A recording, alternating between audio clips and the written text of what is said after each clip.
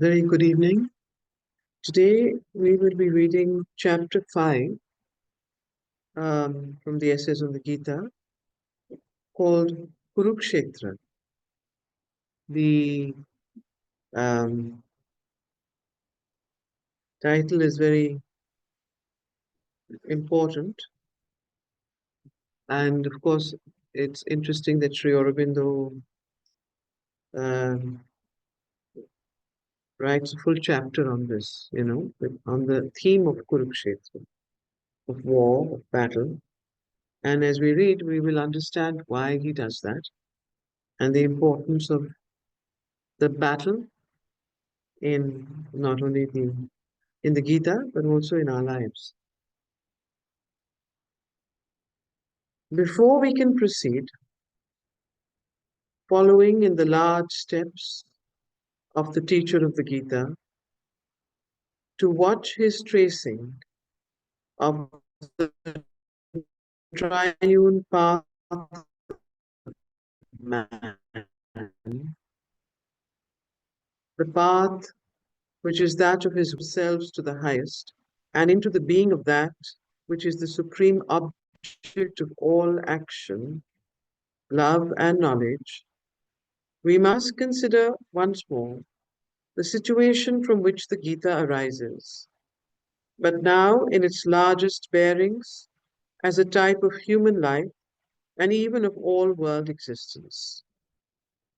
So he starts with the idea of before we can proceed, following in the large steps of the teacher of the Gita, who is Sri Krishna, to watch his trace.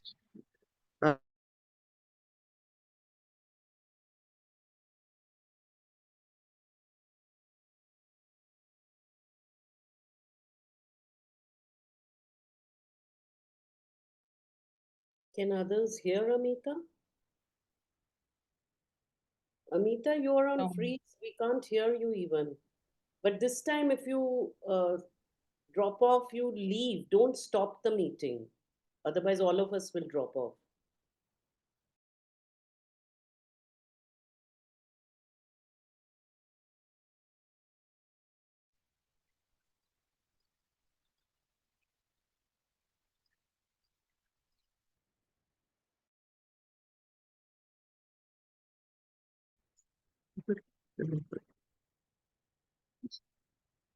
So, this triune path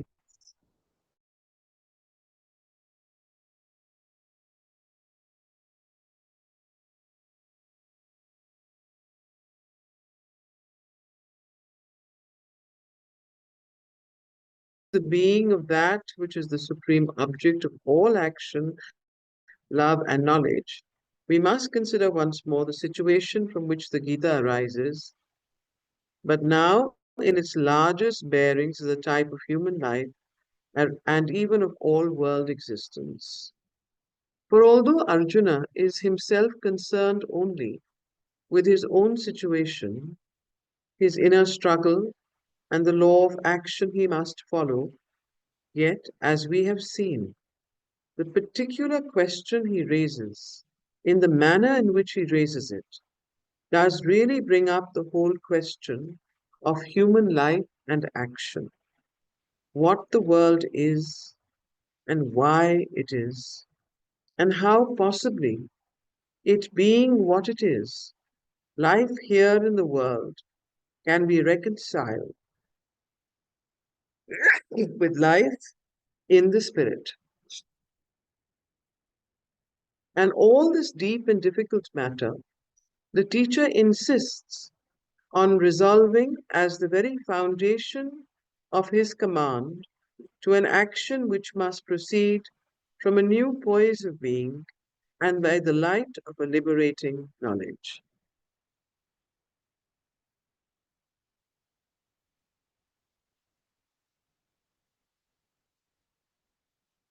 Fan, fan of the globe. It's high. But what then is it that makes the difficulty for the man who has to take the world as it is and act in it, and yet would live within the spiritual life? What is this aspect of existence which appalls his awakened mind and brings about what the title of the first chapter of the Gita calls significantly the yoga of the dejection of Arjuna, the dejection and discouragement felt by the human being when he is forced to face the spectacle of the universe as it really is, with the veil of the ethical illusion, the illusion of self righteousness, torn from his eyes before a higher reconciliation with himself is effected. So, what is what then is it that makes the difficulty for the man who has to take the world as it is and act in it, and yet would live within the spiritual life? And what is this aspect of existence which appalls Arjuna's awakened mind and brings about the title of the first chapter of the Gita called the Yoga of the Dejection of Arjuna, the dejection and discouragement felt by the human being when he is forced to face the spectacle of the universe as it really is, with the veil of the ethical illusion, the illusion of self righteousness, torn from his eyes, before a higher reconciliation with himself is effected. It is that aspect which is figured outwardly in the carnage and massacre of Kurukshetra, and spiritually by the vision of the Lord of all things as time, arising to devour and destroy the creatures whom it has made. So it is that aspect which is figured outwardly in the carnage and massacre of Kurukshetra, and spiritually by the vision of the Lord of all things as time. Now, to see the Lord of all things as time, as Kala, as the Lord, that is its spiritual vision. But outwardly, the carnage and massacre of Kurukshetra, arising to devour and destroy the creatures whom it has made.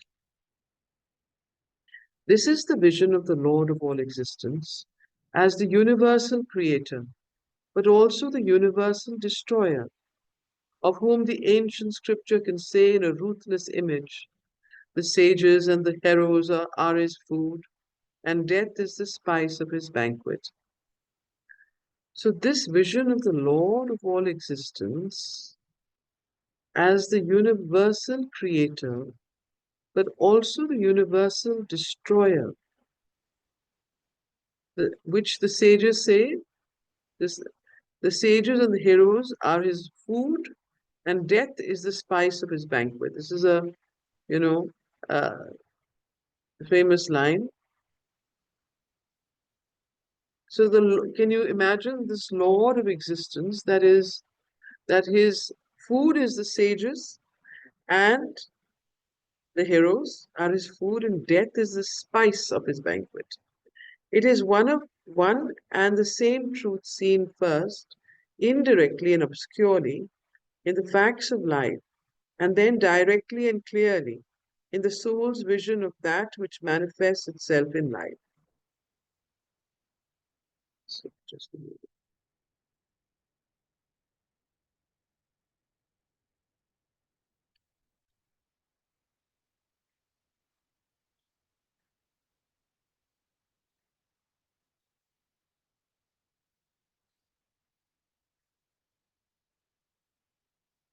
It is the one and the same truth seen first indirectly and obscurely in the facts of life, and then directly and clearly in the soul's vision of that which manifests itself in life. The outward aspect is that of world existence and human existence, proceeding by struggle and slaughter. The inward aspect is that of the universal being, fulfilling himself in a vast creation and a vast destruction. Life, a battle and a field of death. This is Kurukshetra, God the terrible, This is the vision that Arjuna sees on that field of massacre.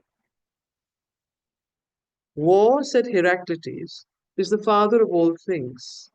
War is the king of all. And the saying, like most of the apothegms of the Greek thinker, suggests a profound truth. From a clash of material or other forces, everything in this world, if not the world itself, seems to be born by a struggle of forces, tendencies, principles, beings. It seems to proceed, ever creating new things, ever destroying the old, marching one knows not very well whither, to a final self destruction, say some, in an unending series of vain cycles, say others, in progressive cycles, is the most optimistic conclusion, leading through whatever trouble and apparent confusion towards a higher and higher approximation to some divine apocalypse. Now, I'm just wondering, are you all following or are you lost? All right. So let me give you some, let me ask you some questions. Um, Here, Sri Aurobindo starts this chapter with the concept of war. And he says that as time, the Lord of all beings, which is the Lord of creation, is also the destroyer, not just the creator, he's the destroyer. And he says that he takes the even time, what we call as time. We see time as a very finite thing, right? We don't see time as a being and as the supreme. So he says even time is another aspect of this supreme creator, of this supreme divine existence. And therefore, in and therefore, the Lord of all existence, as the universal creator, is also the universal destroyer.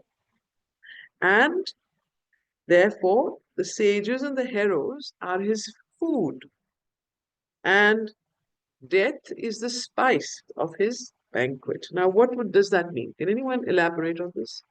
What does he mean by this? Sorry? Who is devoured? Yeah, so why are they devoured? That means what? What is the divine doing here? So, what Sri Aurobindo is trying to go towards is the principle of death as a universal Godhead. Now, those who read Savitri know that there is the God of death. He's called the God of death, the Lord of death. Okay, and he is actually the shadow. The one he's also one aspect, part of the supreme, right? The supreme existence, the supreme divine. So, what Sri Aurobindo here is starting his chapter with is Kurukshetra. Says that the very nature of life is battle, is the warring of tendencies and forces and agencies, because that is how creation took place. When the world first began, it began with some sort of disruption and clash. And therefore, he says that it is therefore, in a sense, the Gita being taught on the battlefield of Kurukshetra is a symbolic image of the battlefield of life that all of us, whether we like it or not, participate in. The moment we are born to live and to die and to get rebirth. This creation and destruction is in the whole cycle of creation of the universe, whether it's through the you know, what he says there are, whether you call it some, and then he talks about, this is a very metaphysical chapter. I have to tell you this, that there's a reason why Sri Aurobindo has written this chapter.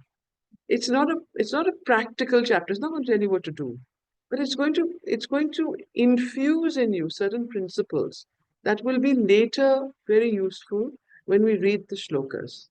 So the first thing that he says is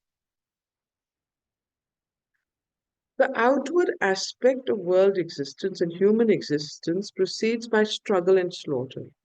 The inward aspect is that of the universal being, fulfilling himself in a vast creation and a vast destruction. Life, a battle, and a field of death. This is Kurukshetra. Life, a battle, and a field of death. This is Kurukshetra. Kshetra, God the terrible. This is the vision that Arjuna sees on that field of massacre. Uh, right. Was, yeah, Not wanting to study the vision of the Lord, wanting to study the instruction of the okay. requiring to get study. I understand the part because the life comes with them. Hmm. It's like a finite thing for us. But Okay. Lord wanting that. It is that aspect which is figured outwardly in the carnage and the massacre of Kurukshetra, and spiritually by the vision of the Lord of all things as time. Please understand, spiritually as the vision. It is not material. You will not be able to see it. So you don't understand, it's quite apparent that you won't understand it because it is spiritually by the vision of the Lord, all things as time arising to devour. So what is he saying here?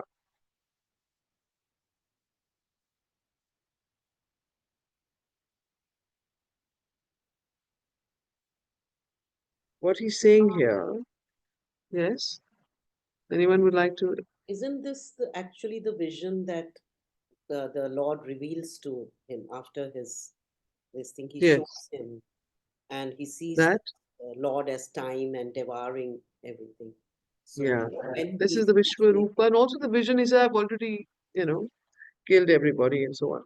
So basically, you have to understand that from a spiritual point of view, you could see time also as the Lord, devouring all things. And he says later that it is not just Shiva, but also Rudra. It's not just creation, but destruction. And both are aspects of the same Lord. And therefore, Sri Krishna is not just the charioteer and the comrade, but he is also the destroyer. And he's not only, so he's all of those things. So that is what he's trying to bring in about a certain comprehensive vision, which we tend to be very, very, we think of it as very bad. Mm, uh, we abhor death, we abhor disharmony, we abhor war, don't we? I mean, it's a completely and Sri Aurobindo says, well, I'm sorry, you have to wage war, and why he explains as we go on in the chapter. Okay, Can I ask a question quickly? if it is, if yes, if it's related to this part, otherwise we'll wait and read the rest. Yeah, no, it's related to Arjuna and his attitude. He says in the first paragraph that Arjuna is raising a question which is concerned only with himself, his own situation, his own struggle, etc. Hmm. Hmm. But that the teacher, the divine teacher, is going to answer it in terms of life itself. Yes, the whole question of human life in action, what the world is, and why it is, and how possibly it being what it Exactly. is, life here. Mm. And So, then he raises this question of the spiritual man whose yes, veil of illusion has been removed from the eyes. And he's seeing this thing with a different view than who is he? normal individuals like us who see it just as a battlefield, like Arjuna Correct. seeing it with all his passion and attachment and therefore Yes. suffering. So he's saying that the spiritual guy with the veil removed, what is it that, how does he reconcile himself, Hmm. the situation? That is Yes. what I Yes. wanted to understand Yes. because he's, Yes. Yes, I think that's and a very good point you may I highlighted. add something? Because it is not the veil. I don't think he's saying that. He's saying veil of ethical illusion is removed. yes, ethical, As yet, yes, Arjun has not reached the spiritual thing. That's why the yoga of dejection. When his self righteousness, that I am a Kshatriya and this is my right, they have done wrong to me. So he's feeling very self righteous. That's why he's gone into war. But when he faces all his family and everything, then that veil of self righteousness is removed. After that, he goes into dejection. He's not yet risen to the spiritual level. No, he hasn't. So, No, he hasn't risen to the spiritual level, but it is a spiritual question for a spiritual person whose consciousness is awakened now, that how yeah, should he act? Therefore, how should yes, he act in Exactly. this killing, massacre? And that is where I think the Lord shows time as a devourer in a battlefield. It's a yes, battlefield where death rules, and therefore time is seen as a devourer, not as a creator aspect. Is yes, that that's true. is that is Yes, that okay? That was absolutely, my question. Okay, absolutely. thank you. That was my question. Actually, I just wanted a clarification from you. Thank you. No, I think Thank you you, Anika. clarified it better than than asking the question. But good, I'm glad you've done that. So it is this aspect which is figured outwardly in the carnage and massacre of Kurukshetra, and spiritually by the vision of the Lord of all things is time, arising to devour and destroy the creatures whom it has made.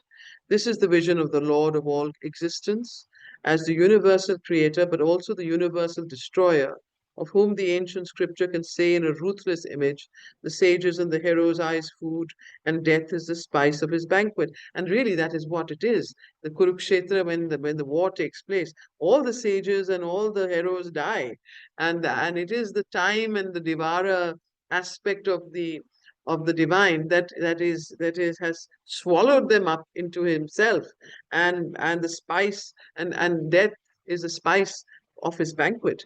So in a sense, is just this old saying of the I think it's the Upanishads is really as applicable to the Gita. It is one and the same truth seen first indirectly and obscurely in the facts of life, and then directly and clearly in the soul's vision of that which manifests itself in life. The outward aspect is that of world existence and human existence, proceeding by struggle and slaughter.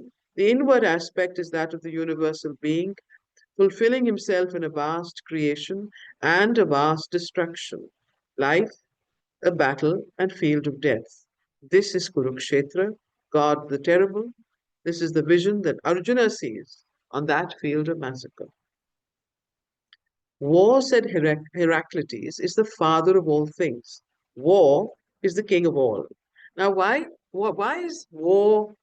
I mean, and Sri Aurobindo then endorses that and says it's one of the most, wisest and most sort of true sayings, apothegms. So why is war the father of all things? Yes, Shivani? Yeah, just okay. Because I think when you're ready to be visited and you're studying that when you start with these things, when you start with basic side, Hmm. when you're comfortable and when you're intermediate, Hmm. you know, You're quite like a lotus eater. yeah, what I don't think what does not necessarily have to involve in the battle. No. Either or can be rescued or wanted. It can be anything which is Hmm. really So basically, what she's saying is that what war tends to do, whatever form of war it is, it removes insulation and the cover of comfort, because it pushes you then uh, towards new things. So war is the father of all things. Now listen to this. So this is very different from what we normally imagine the Gita to preach. Non-violence, pacifism, don't don't hurt anyone, don't go to war. Here he's saying war is the father of all things. Of course, Heraclitus is saying that. War is the king of all. And the saying, like most of the apothegms of the Greek thinker, suggests a profound truth. Now, my question is, are you aware of the profound truth that it suggests? Yes, Shibani. So I'm attempting an answer that war here would be seen in the external sense as a clash of opposing forces Hmm. externally. That's the real definition of war. Then, what is the truth is that creation comes only out of opposition. Hmm. So, the integral truth of creation and destruction is not an error in evolution, but embedded in the divine plan of evolution.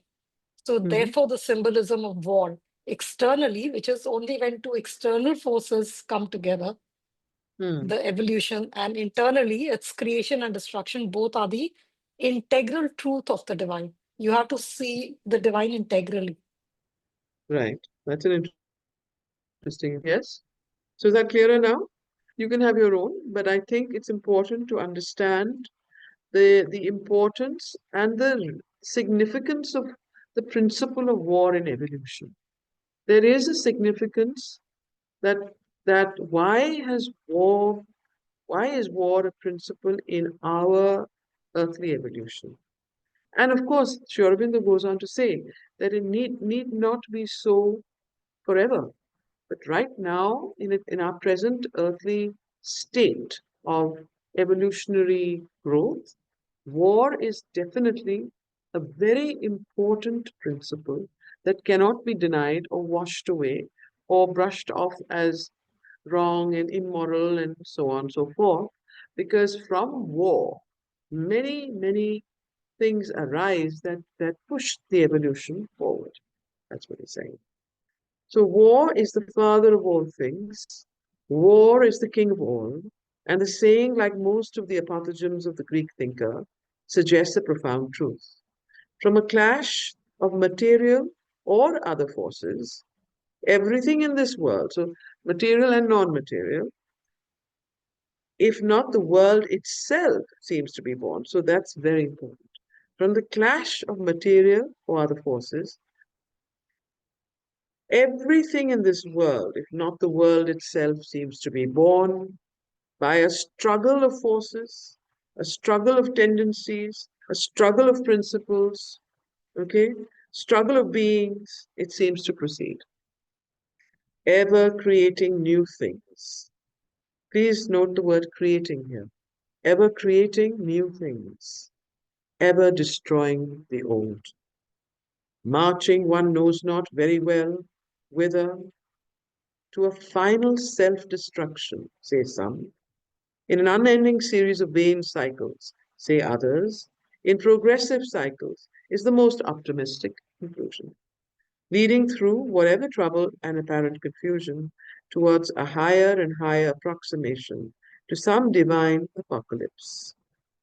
However that may be, this is certain that there is not only no construction here without no harmony except by a poise of contending forces, one out of many actual and potential discords, but also no continued existence of life except by a constant self-feeding and devouring of other life.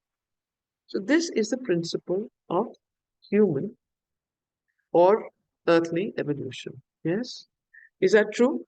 Can you see how that is happening?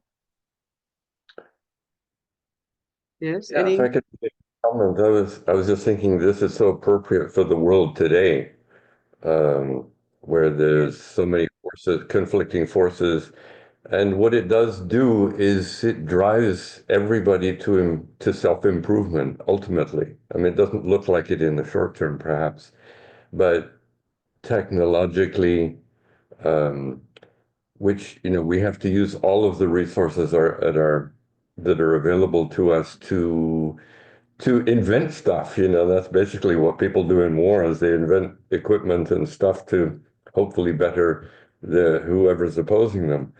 And so there's in this battle of life, we're constantly refining ourselves. We're always seeking internally to improve ourselves.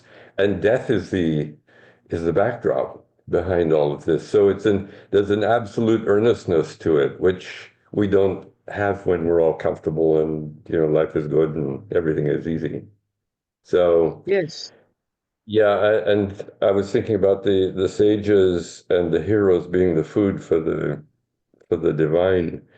It's in this internal struggle that we go through in life that I think that's what the divine is appreciating or benefiting from, because the earnestness that we put into our into our life, into our self-improvement, the divine is aware of that. Anyhow, just some thoughts. But No, yeah, there's I a think yeah. this apocalyptic vision that's there's forces in the world right now that we're on the brink of experiencing in a very tangible way, and we're not out of it yet. So it's going to be very interesting because there's people in the world who Yes, want this. yes. And I think this is important because, you can, through this, you can understand why these wars are still taking place, whether it's between, um, Iraq and, you know, Hamas and all over the place. Just now, yesterday in Kashmir, Jammu Kashmir. There's no end to it. Every single day, everywhere. Um, these are things that are part of a larger plan of evolutionary growth, which is not understood by our minuscule mind. But we can certainly understand the principles behind it, even if we do not accept the idea that war is.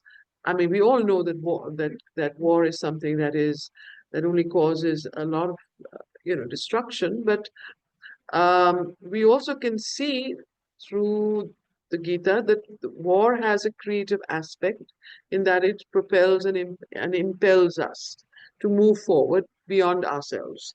So let's Amita, I just wanted to say one thing. yeah, yeah. Rohini, go ahead.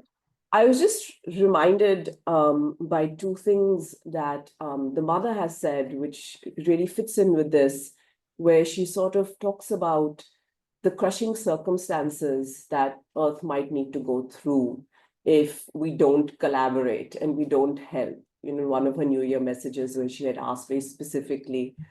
And the other thing that I remember reading in Mother's Questions and Answers, which really struck me deeply at the time, was where she said something very profound, which actually didn't make sense to me then, but does now. Out of all contradiction comes harmony. Mm-hmm. So it sort of Yes, ties in. that's a very good.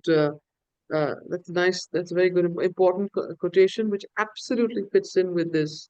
Because the contradiction is what causes war and battle and the opposing forces when there is a contradiction, and that out of contradiction comes harmony, is of course another way of saying what exactly uh, you know he's hinting it at here. So, Can I however just that add? Can I just yes, add quickly, just one sentence? It right, came to me while Rohini was talking, was that war is also a cleansing agent. It cleanses out the old and creates space for the new to come mm, in. In that sense, it creates harmony because a new creation now has space to mhm, establish itself because the old has been cleansed out. And in this case, Kurukshetra was the turning point of an era, of a whole yuga. So the yes, old had to be cleaned out in that yes, sense. yes. So thank you, Rohini. Okay, so um, however that may be, this is certain, and this is certain that there is not only no construction here without destruction, no harmony except by a poise of contending forces, one out of many actual and potential discords, but also no continued existence of life except by a constant self feeding and devouring of other life. So, no continued existence of life except by a constant self feeding and devouring of other life. We can't live without food. So food, we are also devouring other lives for our own survival, and so is every species doing that. There is a devouring that's going on all over nature. This seems to be the very principle of life. That's what he's saying here. Our very bodily life is a constant dying. Our very bodily life is a constant dying and being reborn.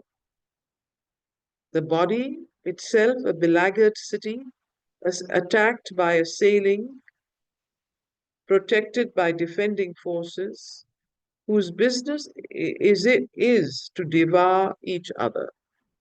And this is only a type of all our existence. The command seems to have gone out from the beginning. Thou shalt not conquer except by battle. Thou shalt not conquer except by battle with thy fellows and thy surroundings. Thou shalt not even live except by battle and struggle and by absorbing into thyself other life. So this is important. The command has gone out right in the beginning of the creation of the universe. When the universe was created, that's why the divine is time too. Time as a devourer, time as a creator, time as a destroyer. So as soon as the universe was created, this is what happened. Thou shalt not conquer except by battle with thy fellows and thy surroundings. Thou shalt not even live except by battle and struggle, and by absorbing into thyself other life. The first law of this world that I have made is creation and preservation by destruction. So this is the first law of this Could it world be that the law of sacrifice? Could it be he's referring to the law of sacrifice? the first law of this world that I have made is creation and preservation by destruction. So So sacrifice. sacrifice is yes, but I think this is he's at a very primal stage where he's describing the principle here, not so much uh, the human I mean the sacrifice in its widest sense of the word, yes, but it is that primal principle that there is that creation and that I have made is creation and preservation by destruction. So you can only create and preserve by destroying, by destruction. Now, So that destruction is sacrifice, isn't it? Self-sacrifice. All act of creation is also an act of dying. You die it to your is, old self and born to the new. but I think here the principle, as I said, is not, don't apply it too much to yourself right now. Don't bring it down to the human level. This here, Sri Aurobindo is talking about a general principle, which is not to be applied to in an individual way. Right here, you can do so, but right here, what he's suggesting is the general principle of the universe and its creation, which is the principle of creation and preservation through destruction as a general. Now, of course, you can bring it down to yourself, but right here, let's keep it to the overall universal aspect. Yeah. Sorry, Okay. Anuradha is right. Yeah. Beena. Yes, Beena. Well, it occurs to me, having read chapter 4, where he says there are different ways of interpreting yoga, right? And interpreting this. There's the that he is kind of taking us through the different versions. Like this, what he has just said is why people use the Gita as justification for war. But I have a feeling he's setting us up and he's about to tear this apart. Yeah. Yes.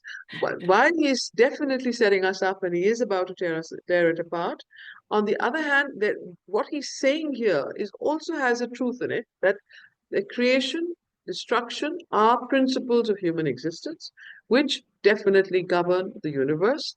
And there is a law of creation and the law of destruction. And these are divine, these are not just random things that have happened, they've come right from the beginning of creation. I just want S- But the person when he heavenly body start Yeah, destroying it deeply. yeah. So yes, you can do that. I just Absolutely. Amita, I want to Anuradha? what comes to mind is that even if you look at the evolution very physically, the species and how the plants themselves evolved photosynthesis, etc. And if you read that there were many other forms, other experiments nature did before, and then destroyed those before it evolved particular processes in any species, whether be it plants, be it animals. And in the process, many species then died out because it was an experiment. So even at that level, this Right. is. Yes. Yes. So this is a very, very, that's why I want you to keep it as a universal principle. Very much so. The command seems to have gone out from the beginning. Thou shalt not conquer except by battle with thy fellows and thy surroundings. Thou shalt not even live except by battle and struggle and by absorbing into thyself other life. The first law of this world that I have made is creation and preservation by destruction. Ancient thought accepted the starting point so far as it could see it by scrutiny of the universe. The old Upanishads saw it very clearly and phrased it with an uncompromising thoroughness which will have nothing to do with any honeyed glosses or optimistic scuttlings of the truth. Hunger, that is death, they said, is the creator and master of this world, and they figured vital existence in the image of the horse of the sacrifice. So here you are. Hunger, that is death. So here he says, ancient thought had, had as we can see in the Upanishads have already has accepted this as a starting point, and so far as it could see it by scrutiny of the universe, where hunger, that is death, is the creator and master of this world. And you know why? It's very clear. And they figured vital existence, which is the vital prana shakti or rajas, vital existence in the image of the horse of the sacrifice. Why the horse of the sacrifice? What is that? What is that? Yes, Shivani? Because horse represents the prana, the vital force, which is being sacrificed to be devoured in the divine, offered in the divine. So the symbolism of Hmm. The horse horse as a is symbol of vital the vital, pure vital, the pure prana. vital. Yeah, yeah. So, and they figured vital existence in the image of the horse of the sacrifice. Matter, which is annam, matter they describe by a name which means ordinarily food. And they said, we call it food because it is devoured and devours creatures. Okay, so matter is, was in the Upanishads called food because it devoured and devours creatures. Because it is devoured and devours creatures. The eater, eating is eaten. So that's very interesting. We see it all the time in ourselves. The eater, eating is eaten. You know how we are eaten? We go back to the earth, to the soil, and then we are eaten up. Yes? This is the formula of the material world, please note. Of course, the soul is not eaten up in this way, right? The eater eating is eaten. This is the formula of the material world, as the Darwinians rediscovered when they laid it down that the struggle for life is the law of evolutionary existence. Modern science has only rephrased the old truths that had already been expressed in much more forcible, wide, and accurate formulas by the apothegms of Heraclitus and the figures employed by the Upanishads. Nietzsche's insistence upon war as an aspect of life and the ideal man as a warrior, the camel man he may be to begin with, and the child man hereafter, but the lion man he must become in the middle if he is to attain his perfection. You are aware of this? Nietzsche's philosophy, yes? The Superman he comes up with. So the lion man, now here Sri Aurobindo refers to Nietzsche, saying that, much of his theories have been decried and said that he's very egoistic and he's coming up with some theories of this and that, but there is a truth within and behind it, and he is bringing out that truth here, which is the following: These now much decried theories of Nietzsche have, however much we may differ from many of the moral and practical conclusions he drew from them, their undeniable justification and recall us to a truth we like to hide out of sight. So, Nietzsche's uh, description of the ideal man as a warrior, starting from the camel man, going to the lion man, and then to the child man, however, has behind it a truth which we like to hide out of sight. We want to forget that truth. We want to push it out of our sight. Why? It is good that we should be reminded of it first, because to see it has for every strong soul a tonic effect, which saves us from the flabbiness and relaxation encouraged by a mellifluous philosophic, religious, or ethical sentimentalism. That which loves to look upon nature as love and life and beauty and good, but turns away from her grim mask of death, adoring God as Shiva, but refusing to adore him as Rudra. So this is why Sri Aurobindo is saying that we like to hide this aspect of the warrior man, the lion man, one that is in battle, that wants to kill and to conquer, because we want to, in our sentimental, pursuit um, for look upon nature as love and life and beauty and good only. We tend to want to do that, but that is not the whole truth. Life has another aspect. It has the aspect of Rudra, not just of Shiva. Now, Shiva and Rudra, well, who is Rudra? Does anyone know what is exactly Rudra? The god? Yes, go ahead. Sorry? The fierce aspect, the warrior aspect of Shiva, the aspect of the destroyer. So Rudra, say Rudra Bhav. What is it? The anger. The Rudra Bhav is that can destroy by its uh just by its energy, by its gaze, by its force. So um these now much decried theories of nature have, however much we may differ from them, an undeniable a truth which we like to hide out of sight. It is good that we should be reminded of it. Why? Because to see this truth, for every strong soul, a tonic effect which saves us from the flabbiness and relaxation encouraged by a too mellifluous, philosophic, religious, or ethical sentimentalism. Now, you know what happened to India, I'm sure.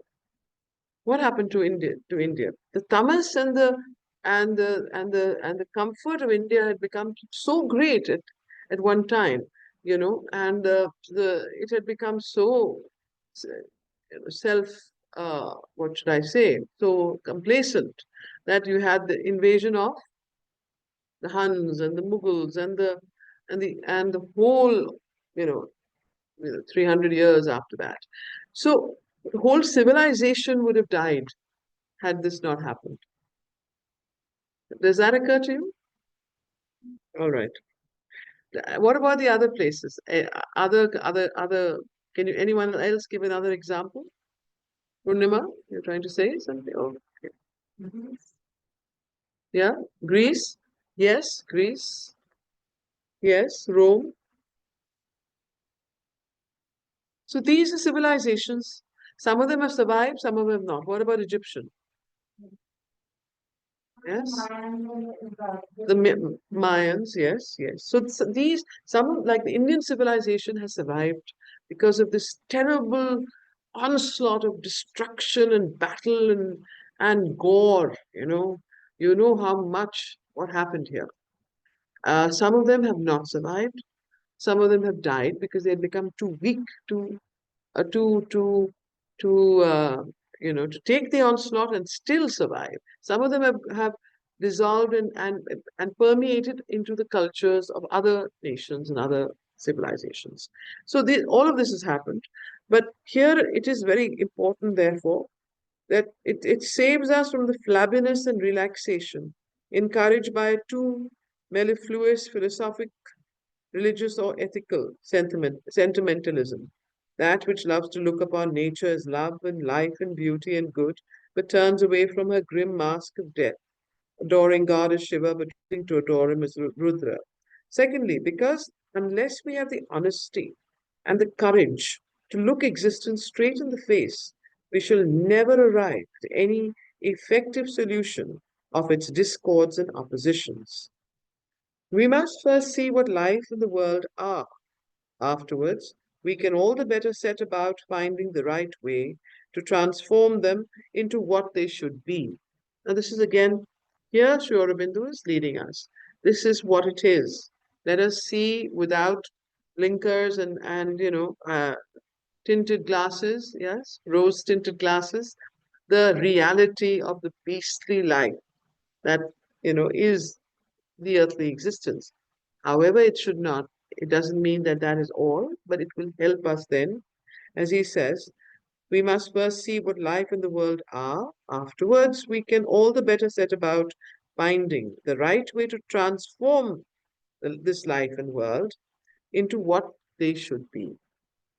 If this repellent aspect of existence, repellent aspect, please note, of existence holds in itself some secret of the final harmony, we shall, by ignoring or belittling it, miss that secret. And all our efforts at a solution will fail by fault of our self indulgent ignoring of the true elements of the problem. So, this is important.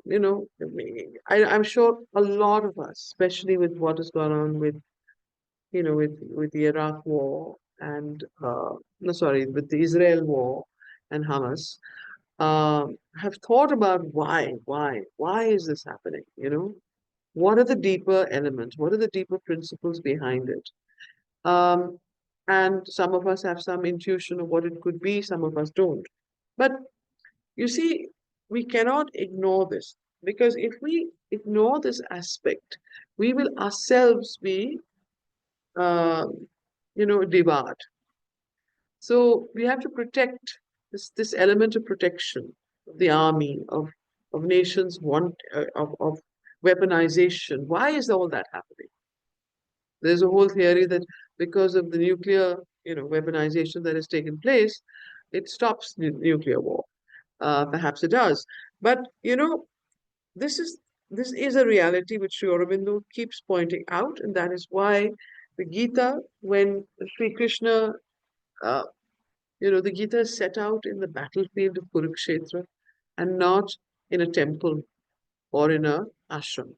You know, they could be sitting, Sri Krishna and Arjun sitting under a beautiful Bodhi tree, and this discourse could have been going on, but it's not. And that is very important to note and understand. So we must see first what life and the world are. If this repellent aspect of existence holds in itself some secret of the final harmony, we shall, by ignoring or belittling it, miss that secret, and all our efforts at a solution will fail by fault of our self indulgent ignoring of the true elements of the problem. Self indulgent ignoring. If, on the other hand, it is an enemy to be beaten down, trampled on, excised, eliminated, still we gain nothing by underrating its power and hold upon life, or refusing to see how firmly it is rooted in the effective past and the actually operative principles of existence.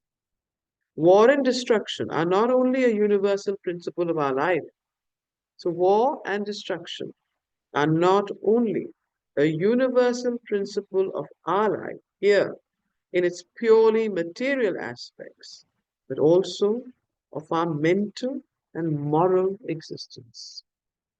So, war and destruction are not only in its material aspects, but in its mental aspects and moral aspects. Now, give me an example of those, but also of our mental and moral existence. Example, war and destruction in the mental and moral. Yeah. Yes? So, I saw something.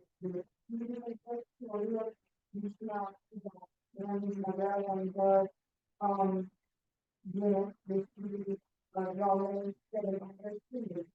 How this children is for right and for the right of the teacher and the right of the mother, but when you look at all these stories, like like read them away, teach them or my college, but then you see that uh, that the family construct, there's a lot of activity, the past side or the future history, and there is an idea that you have to do what is again any other than So your knowledge in the market, you don't have them. But in the end, there's very little opportunity to just Hmm. like the kind of the institution, like these are but also have to the value people, It is more than the fact that you have to Hmm. Hmm. Okay. Yes, that's true. So the choices that we have to make, whether it's pro-life, whether it's, having a child, not having one, drowning one, as Bhishma Pitama's mother did, and this is what she just said. I'm just reiterating it. So it is self-evident that in the actual life of man, intellectual, social, political, moral, we can make no real step forward without a struggle. So war and destruction are not only a universal principle of our life, but also of our mental life and our moral existence. It is self-evident that in the actual life of man, intellectual, social, political, moral, we can make no real step forward without a struggle. A battle between what exists and lives and what seeks to exist and live, and between all that stands behind either. It is impossible, at least as men and things are, to advance, to grow, to fulfill, and still to observe really and utterly what principle of harmlessness which is yet placed before us as the highest and best law of conduct. So it is impossible, at least as men and things are today, to advance and to grow and to fulfill, and still to observe really and utterly that principle of harmlessness, which is yet placed before us as the highest and best law of conduct. So right now, in this, it is impossible to do so. Yet, it is there as an ideal, and that is important to keep. We will use only soul force. Suppose we say we will use only soul force and never destroy by war or any even defensive employment of physical violence. Good. Though until soul force is effective, the Asuric force in men and nations tramples down, rakes, slaughters, burns, pollutes, as we see it doing today. But then, I see it doing today, you know what that is a reference to? Hitler. I think it was around that time, but it was a whole war that took place. The problem is that you see, you could say, and there was this whole debate that with of a particular very great leader here who said wanted to use soul force and said, we should not fight Hitler. Sri Aurobindo, as a sort of very important symbolic gesture, gave whatever money he had to the war fund supporting war against Hitler, and really, really, absolutely and openly came out against Hitler and said that England must fight the war against Hitler and that India must support um, the UK, England, and so on, the Allies. So this was something that was not looked down. It was looked down upon by certain people in India, and I think that it's important to understand that while you can say that we're going to use only soul force and be non-violent and so on and so forth, in real life, when we are faced with an Asuric dictator and a force that is so malevolent and so destructive, you cannot only rely on it unless that. So this is what is very important. Now, Sri Krishna could have fought the battle uh, against the Kauravas himself. Did he need Arjuna? Did he need the Pandavas? Yet he used them. So, and why? So we will use only soul force and never destroy by war or any even defensive employment of physical violence. Good. Though until soul force is effective, the Asuric force in men and nations tramples down, breaks, slaughters, burns, pollutes, as we see it doing today. But then at its ease and unhindered, and you have perhaps caused as much destruction of life by your abstinence as others by resort to violence. Still, you have set up an ideal which may someday, and at any rate, ought to lead up to better things. So, can you give an example of how soul force has caused more destruction by abstinence, Partition of India. right? Very, very, very. What else? Any other examples? Yes. Right. We are all going to be in trouble if we say any more. But anyway, so soul force, um, Not every day is a meeting. hmm, Because not correct. When you are moving around, and yes, yes, then you are already picture the same level plants are correct. And then you know, it make you know, it's not okay. yes, The yes. what end? I know that it's not the thing. I'm sorry, I mean, this other normally the work. What end are you only non-violent or are you Yeah. So these are very important questions, to what extent is it, you know, does one eat animals? Does one eat vegetarian food? Does one eat plants? Are plants not be in pain too? What elements are to what end? I think these are questions that,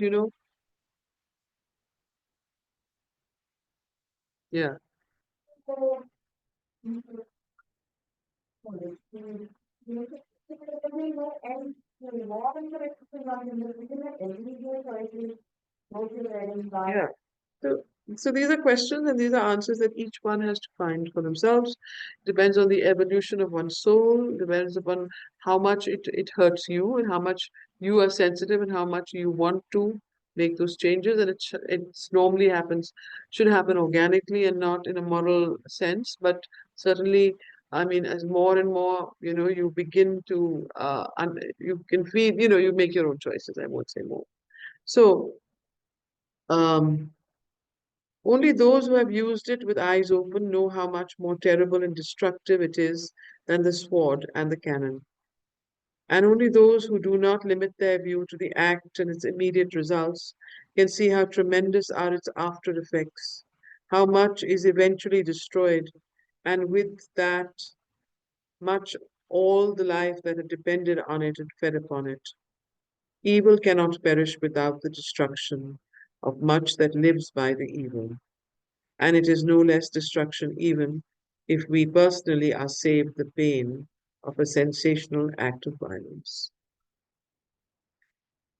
Moreover, every time we use soul force, we raise a great force of karma against our adversary,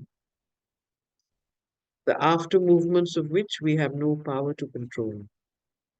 Vishishta uses soul force against the military violence of Vishwamitra, and armies of Huns and Shakas and Pallavas hurl themselves on the aggressor. Would anyone like to tell us that about this? What happened? Yes. Shibani? This is a very important episode where Vishwamitra was a king, and during his brief visit in the forest, he met Vishisht, who was given the title of Brahma Guru. So he had been gifted Kamdhenu by Vishnu himself, that cow who could give milk and food, Hmm. transform into food without ever stopping. So Vishwamitra asked for Kamdhenu to be given to him. So Vashishta didn't have any army to fight against him. So he used his yogic power to awaken the forces of nature. And Vishwamitra at that time was the most powerful king, and he got defeated by the yogic forces, the soul force of Vashishta. So British. that is what Sri Aurobindo. And then what happened? And then eventually it triggered so much into Vishwamitra that he vowed to become a Brahma Guru. And he did so much penance and became parallel So ultimately, through the soul force which changed the karmic life of Vishwamitra, the soul force of Vashisht changed the karma, where eventually Vishwamitra also was blessed by becoming a Brahma Guru by Vashisht in the end. So that is why both became Mahaguru. Okay. So, moreover, every time we use soul force, we raise a great force of karma against our adversary. What does this mean? We raise a great force of karma against our adversary. I think when he's saying further on, because this Huns and Shakas and Pallavas were not at the time of Vashisht and Vishwamitra, but No, he's and much later. he's linking that, that act, some Yeah. ripples and what it triggered at the Hmm. circles and all, and Hmm. later other aggressors came and could control somewhere Control who? India or the kingdoms or whatever. Somewhere Hmm. the impression that he's linking that soul force you use, but then it also triggers off things which you have no power over. It sets into chain other actions which may Yeah. Which may happen at a much later time. Yeah. Right. Any other? Right. So here what he's trying to say is that though it's soul force, you have to use it very prudently, carefully, and with enough consciousness. So that if you use it, it has a karmic retribution or a karmic reaction to it. It's not that just because it's not violent openly, but it is violent from the soul. It's a soul violence. And a soul kind of a Shakti or force that goes out, it doesn't mean that it has no repercussions or, uh, karmic uh, force It oc- already. it occurs to me as a parent that there are times where I've had to intervene with my kids um, to set them straight, right? Um, and there has been repercussions. They have resented me for it. They have reacted negatively, even though what I was doing was protecting. It came from the place of seeing the bigger picture of their life and knowing I had to intervene. Um, but there are other repercussions. They act out in different ways. There are things I can't control, the reactions to that intervention, that Yeah. sometimes take a long time to carry out, for the wisdom to be seen, even. Hmm. Interesting. Yes. Though, of course, I would imagine that the interventions you made with your children would have been more physical ones, or were they more, uh, would you describe them as soul force interventions, or would you describe them as more uh, material? I would say Material. sometimes they were purely so like that, just l- feeling it from if soul force is this, right? Which is an inner understanding that I had to speak to them or stop something. If that is what it is, then it was Mhm. that. But that Right, doesn't mean that it didn't wreak some amount of violence. Not right, physical, not physical, but it's stopping something. It's changing something, and in that there is an energy. yes, yes. Hmm. So, um, it would be interesting if someone could just look up the history on this. Armies of Huns and Shakas and Pallavas hurled themselves on the aggressor. Now, who is the aggressor here? I don't know the exact historical reference, but does anyone else know here? And what happened? I mean, from Vishwamitra's time and Vashishta, how do they go to like one, whole uh, long time and space? Yeah, Sentence of the model. In the model, that the Huns came, right? Yeah. Yeah, but look at where he's starting. He's starting with Vashishta and Vishwamitra, and then going up to the Mauryas and post-Mauryas. So how is he relating with this? And who is the aggressor? There must be some reference back again to these people in some way, which we obviously he was a great reader and He knew a lot more than we do, but we can check this out. It's a good fact to find out historically to see where this has come from. Does anyone know? We're quite happy to hear that. Okay.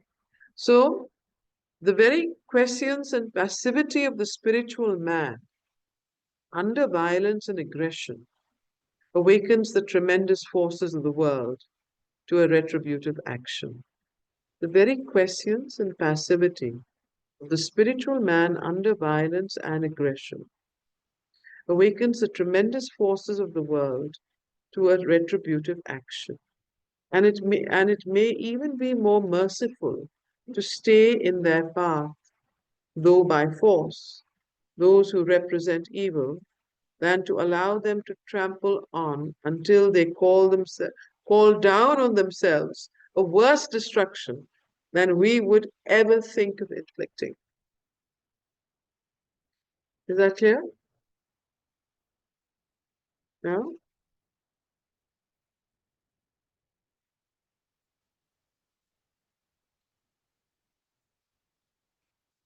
So sometimes he says it's more merciful to stand there and fight than to stop right there, than to let them inflict this terrible action of destruction, and you as a spiritual, you accept it passively and you undergo, and then what it does after that is it has a terrible retributive, uh, you know, effect and an action which awakens later, right? So the very questions and passivity of the spiritual man under violence and aggression awakens the tremendous forces of now. Try and see this in terms of what happens to Arjuna. Arjuna doesn't want to fight. What if he decided that point that it is, he was a spiritual man saying, I will not fight. Let them kill me. They're only going to kill me, but otherwise everybody's going to be destroyed. The Pandavas and their families will be destroyed only. What if he decided not to fight and not stand in the way of the Kauravas? What would have happened to the world?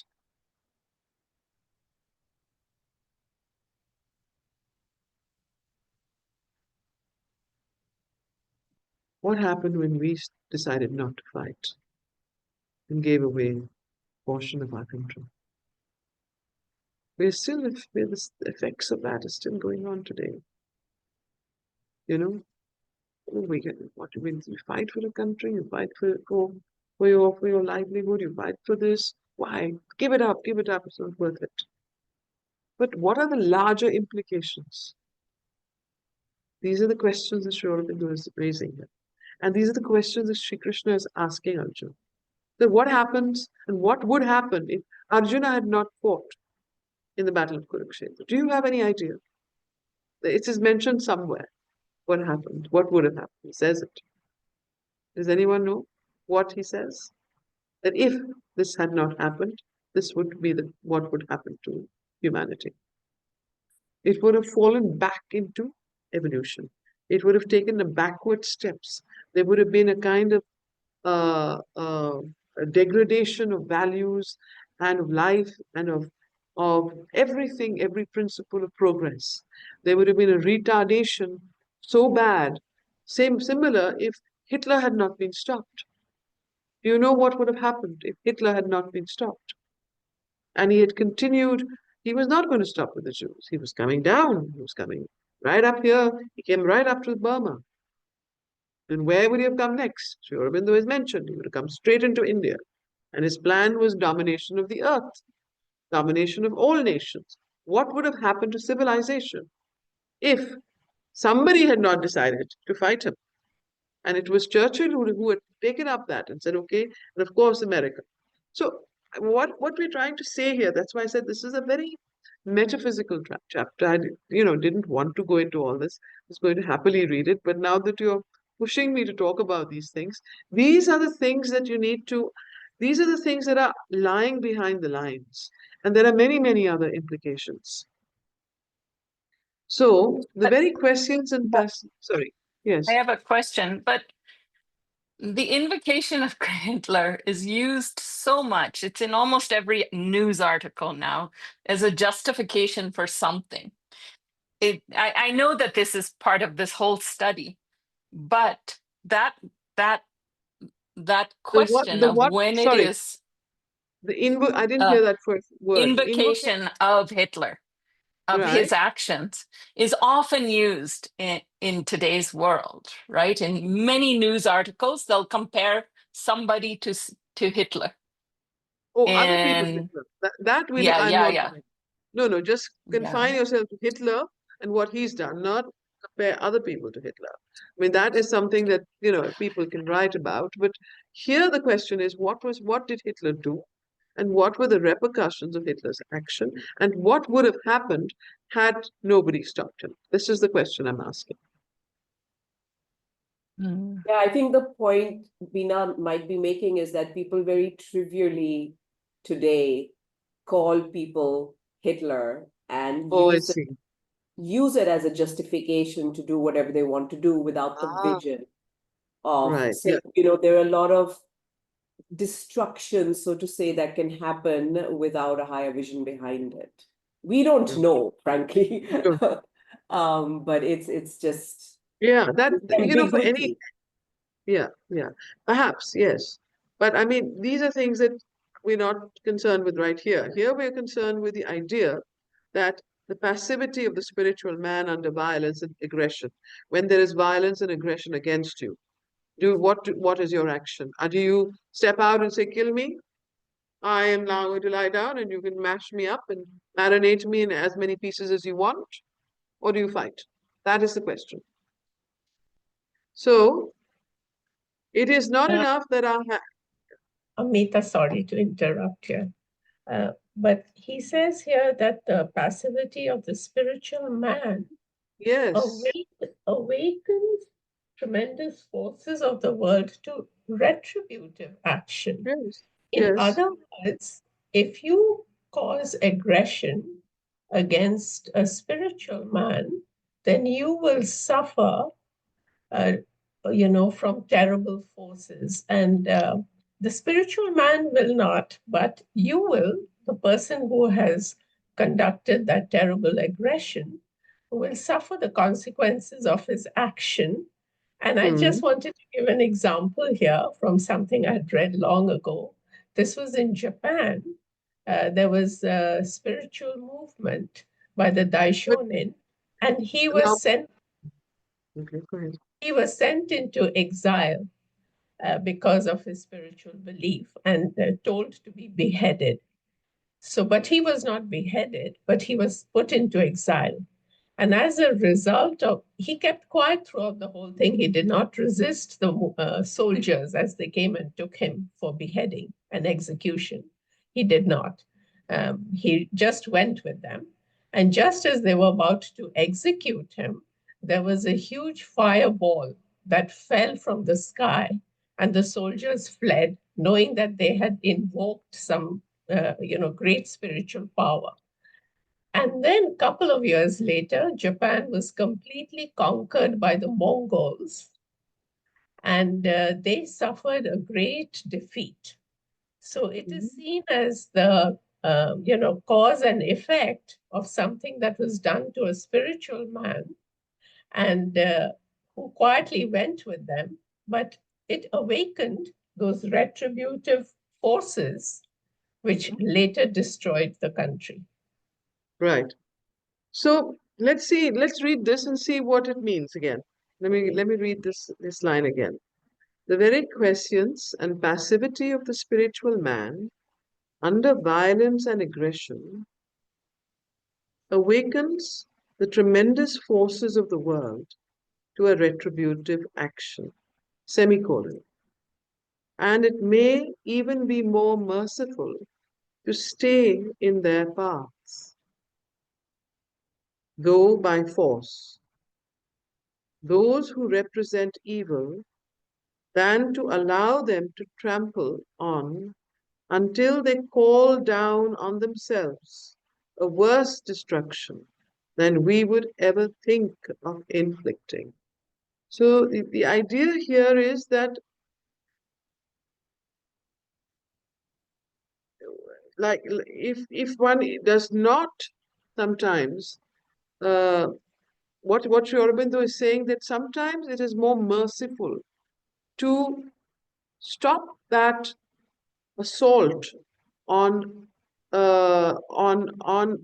on something that represents the truth, here the spiritual man, but represents the good, than to allow that assault to take place. Because if that assault were to take place, the retributive force of which would take place afterwards, because of the non stoppage of that action, might be 10 times worse than actually stopping it, which would come on the aggressor, of course, like the example that Jayashree gave.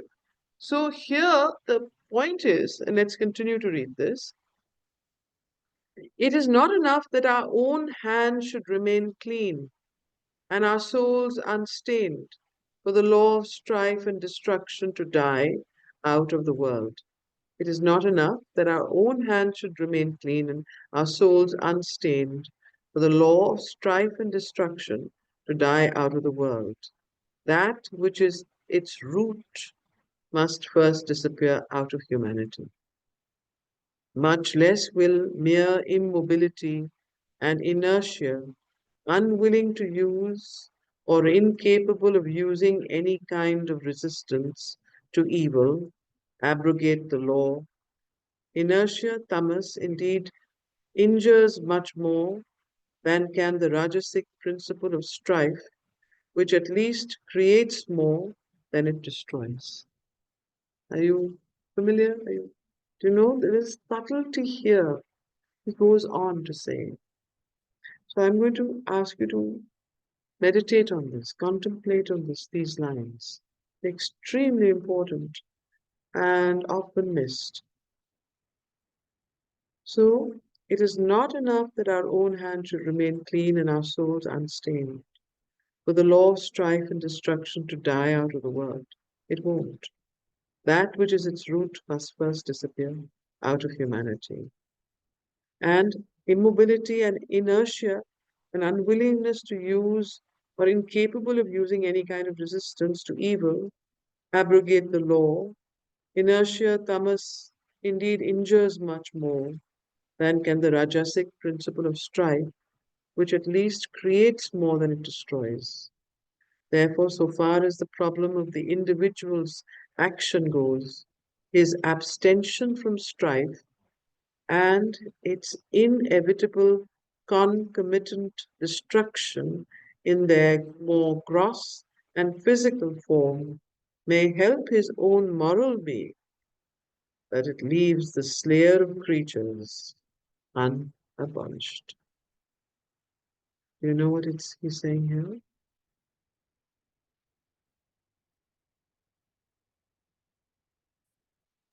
I mean, it's He's mind giving, blowing. I think he's giving us the key to a deep understanding of how to change this force of karma against our adversary. He says inertia and tamas is not going to do it. In fact, inertia and tamas approach is going to create more harm because you keep quiet and allow the evil to exist. Mm-hmm. Whereas, so that creates more harm. It continues the karmic adversaries to continue their job of destruction and slaying. But if you rise up and take arms against them, even though it does not help your moral sense, like Arjuna in this case, it's his moral being that is revolting against the battle. But he's telling him that don't give in to the inertia and the tamas, because that will create more harm and allow this evil reign to continue. Therefore, you must fight it. You cannot abstain from strife uh, because you have to slay the creature who is continuing, who is a epitome of evil. You have to slay the evil. And the only way you can do it is through fight. and strife, not by being tamasic. So you see the law of strife and destruction to die out of the world. That which is its root must first disappear out of humanity. What is the root of the law of strife and destruction? That which is its root must first disappear out of humanity. Falsehood? No, something else. Hmm? Hmm? Greed? No, I'm not with the universal principle. Little above, I mean, not going into the, yeah, individual. So it is not enough that our own hands. So just look at the principle of law of strife and destruction. And what is the root of strife and destruction? Discord? Division, So strife is another word for discord, yes. Hmm? which is based, of course, on the ego. Division, the separative. Yeah, yeah, the separative force of the ego. So what is the root of strife and destruction? The sense of not of the root of it is basically why is strife and destruction a universal principle right now in our evolutionary world? What is its root? You could say ignorance, yes. You could say death. You could say ego. You could say division. You could say separation. Hmm? So all these are words, but now, unless that is driven out of the world, he says that has to be driven out of humanity for war to end. What he's really trying to say is that unless the principle of humanity, of the world, of what governs the world today, what is the God that governs the world today? Money. Right? What rules the Lord of money? Sorry? So let me Power. read this again. Power. What rules the Lord of power? So the very Also, questions and passivity of the spiritual man, when we read that, okay? Read this last bit. And it may even be more merciful to stay in their path, though by force, though those who represent evil, than to allow them to trample on until they call themselves down and so on. It is not enough that our own hands should remain clean and our souls unstained, for the law of strife and destruction to disappear, to die out of the world. That which is its root must first disappear out of humanity. Much less will mere immobility and inertia do that, and therefore the Rajasic principle of strife is better than the Tamasic principle of not an inertia that does not act and injures much more because of its refusal to provide any kind of resistance than a Rajasic principle of strife does. Therefore, so far as the problem of the individual's action goes, his abstention from strife and its inevitable concomitant destruction in their gross and physical form may help his own moral being, but it leaves the slayer of creatures unabolished. For the rest, the whole of human history bears witness to the inexorable vitality and persistent prevalence of this principle in the world. Okay? For the rest, the whole of human history bears witness to the inexorable vitality and persistent prevalence of this principle in the world. It is natural that we should attempt to palliate, to lay stress on other aspects. Strife and destruction are not all. There is the saving principle of association and mutual help, as well as the force of dissociation and mutual strife, a power of love no less than a power of egoistic self assertion, an impulse to sacrifice ourselves for others, as well as the impulse to sacrifice others to ourselves. But when we see how these have actually worked, we shall not be tempted to gloss over to or ignore the power of their opposites. Association has been worked not only for mutual help, but at the same time for defense and aggression, to strengthen us against all that attacks or resists in the struggle for life. Association itself has been a servant of war, egoism, and the self assertion of life against life. Love itself has been constantly a power of death, especially the love of good and the love of God as embraced by the human ego. have been responsible for much strife, slaughter, and destruction. Now, here comes the answer: ego. So, what is this? So, he says, unless the root, which is the ego, and the ego, the, the principle of ego in life, unless that is transformed, um, the strife and destruction cannot ever disappear out of humanity. That is simply what he's saying. Okay? So, what is this principle of ego? That is at the root of humanity and the root of existence right now. And how can it be transformed? And can it be transformed? Mm-hmm. Right. So, especially the love of good and the love of God, as embraced by the human ego, have been responsible for much strife, slaughter, and destruction. Self sacrifice is great and noble, but at its highest, it is an acknowledgement of the law of life by death and becomes an offering on the altar of some power that demands a victim in order that the work desired may be done. So, this is Sri Aurobindo at his best. Self-sacrifice is great and noble, right?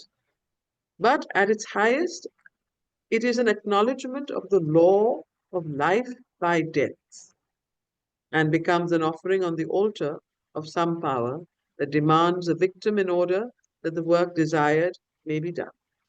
The mother bird facing the animal of prey in defense of its young, the patriot dying for his country's freedom, the religious martyr or the martyr of an idea. These, in the lower and the superior scale of animal life, are highest examples of self sacrifice, and it is evident to what they bear witness. But if we look at after results, but if we look at after results, an easy optimism becomes even less possible. See the patriot dying in order that his country may be free, and mark that country a few decades after the Lord of Karma has paid the price of the blood and the suffering that was given. You shall see it in its turn an oppressor, an exploiter, and conqueror of colonies and dependencies, devouring others, that it may live and succeed aggressively in life. The Christian martyrs perish in their thousands, setting soul force against empire force, that Christ may conquer, Christianity prevail. Soul force, soul force does triumph. Christianity does prevail, but not Christ. The victorious religion becomes a militant and dominant church and a more fanatically and persecuting power than the creed and the empire which it replaced. The very religious, the very religions organize themselves into powers of mutual strife and battle together fiercely to live, to grow, to possess the world. All of this is due to the one principle of ego. All which seems to show that here is an element in existence, perhaps the initial element, which we do not know how to conquer either because it cannot be conquered or because we have not looked at it with a strong and impartial gaze so as to recognize it calmly and fairly and know what it is. We must look existence in the face if our aim is to arrive at a right solution, whatever that solution may be.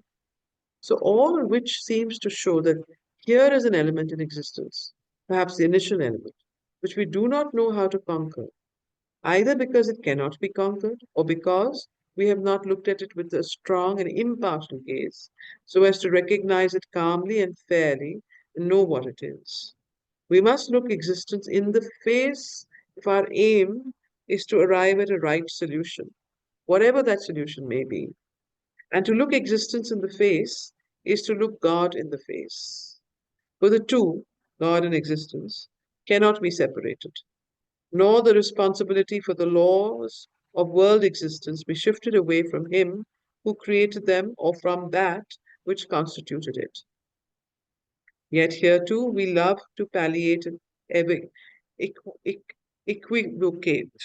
We erect a God of love and mercy, a God of good, a God just, righteous, and virtuous, according to our own moral conceptions of justice, virtue, and righteousness, and all the rest, we say, is not he, or is not his, but was made by some diabolical power which he suffered for some reason to work out its wicked will, or by some dark Ahriman counterbalancing our gracious Oruz- Uruzmund, or was even the fault of selfish and sinful man who has spoiled what was made originally perfect by God.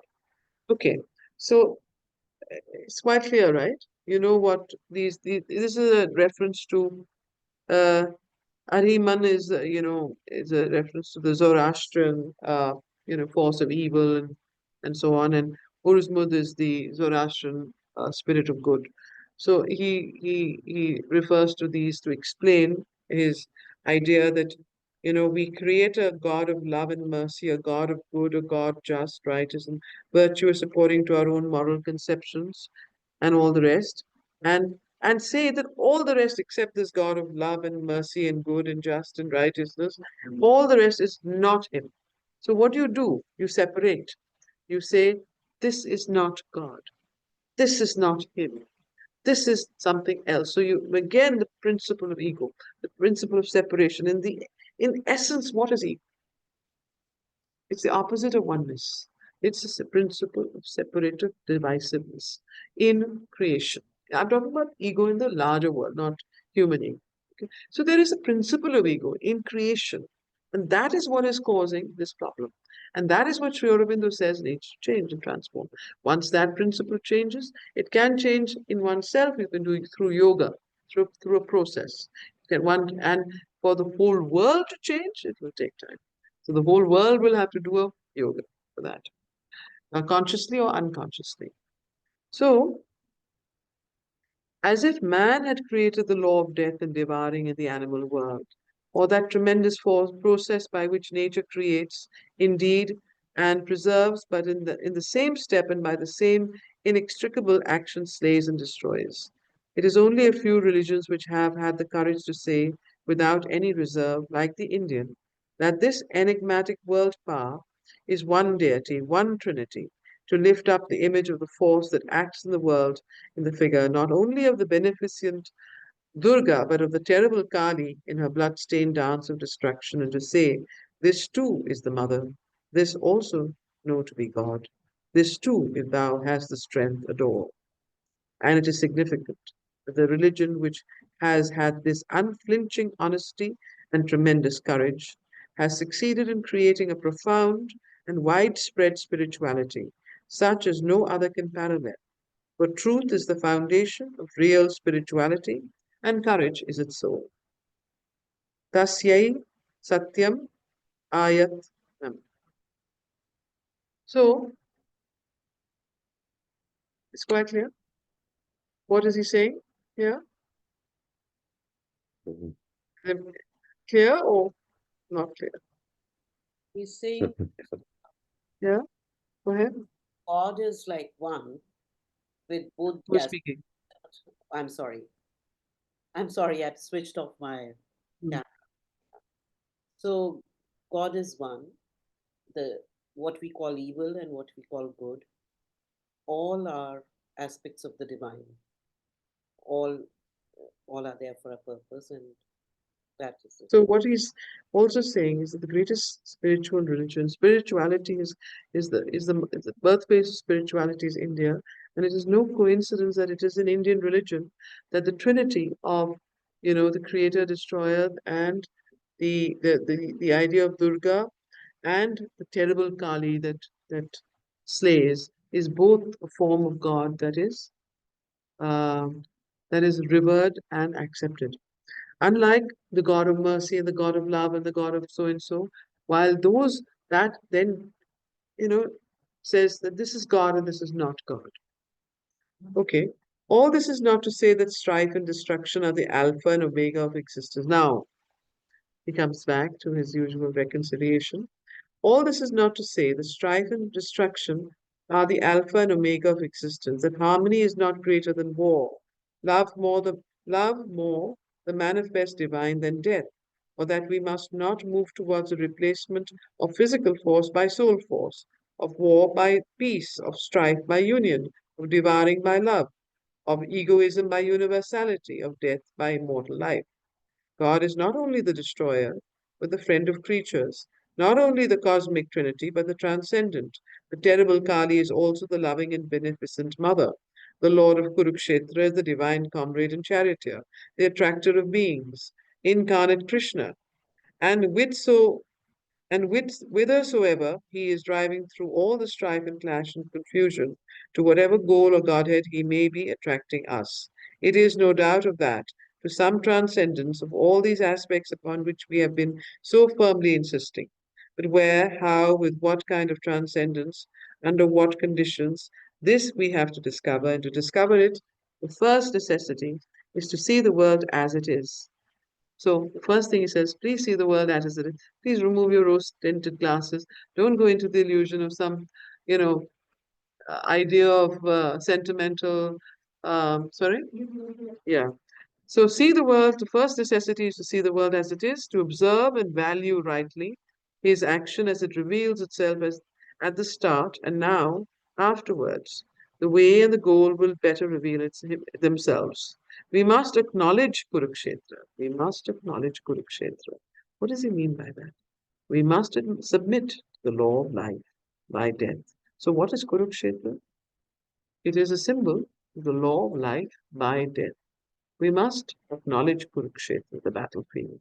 We must submit to the law of life by death before we can find our way to the life immortal. So we must acknowledge and see that this is a principle that is existent and existing in life. Unless we acknowledge this, then only can we find a solution and move forward towards the life immortal. Before we can find our way to the life immortal, we must open our eyes with a less appalled gaze than Arjuna's to the vision of our Lord of time and death, and cease to deny, hate, or recoil from the universal destroyer. So this chapter is really wonderful. It just talks, it's a wonderful chapter because what is it doing? It just widens one's being, doesn't it? It makes one rise above, you know, white and black, right and wrong, death and life, war and peace, um, love and hate, all of these things. What does it do to you when you read and you hear these words? That's important. And I think this chapter needs to be dwelt on further and meditated upon. So I hope you will do that now that we've read it. And maybe we can, do a summary or if there are any questions next time, we can start with any question before we take up the next one. But I have had to stop. We've gone very, very long out of our way. So we'll end with 1 minute of concentration.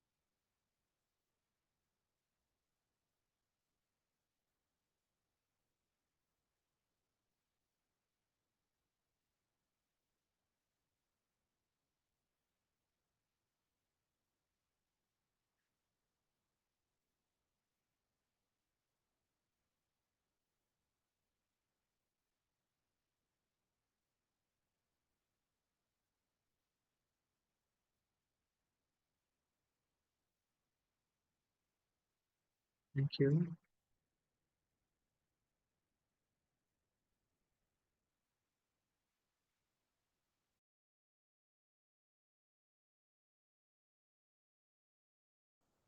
A very good day um, and good evening to participants here. What I thought we will do today is to just read 2 or 3 important paragraphs uh, from the chapter Kurukshetra, because especially the last part we had read through rather rapidly. And I wanted to especially read these again, and then we will continue with the next chapter, which is Man and the Battle of Life. So, Essays on the Gita, page 42, if you have the same edition. Otherwise, paragraph starting: War and destruction are not only a universal principle of our life. That paragraph, yes. War and destruction are not only a universal principle of our life, here in its purely material aspects, but also of our mental and moral existence. Important to note that war and destruction are a universal principle also of our mental existence and our moral existence. It is self-evident that in the actual life of man, intellectual, social, political, moral, we can make no real step forward without a struggle, a battle between what exists and lives and what seeks to exist and live, and between all that stands behind either. It is impossible, at least as men and things are, to advance, to grow, to fulfill, and still to observe really and utterly that principle of harmlessness which is yet placed before us as the highest and best law of conduct.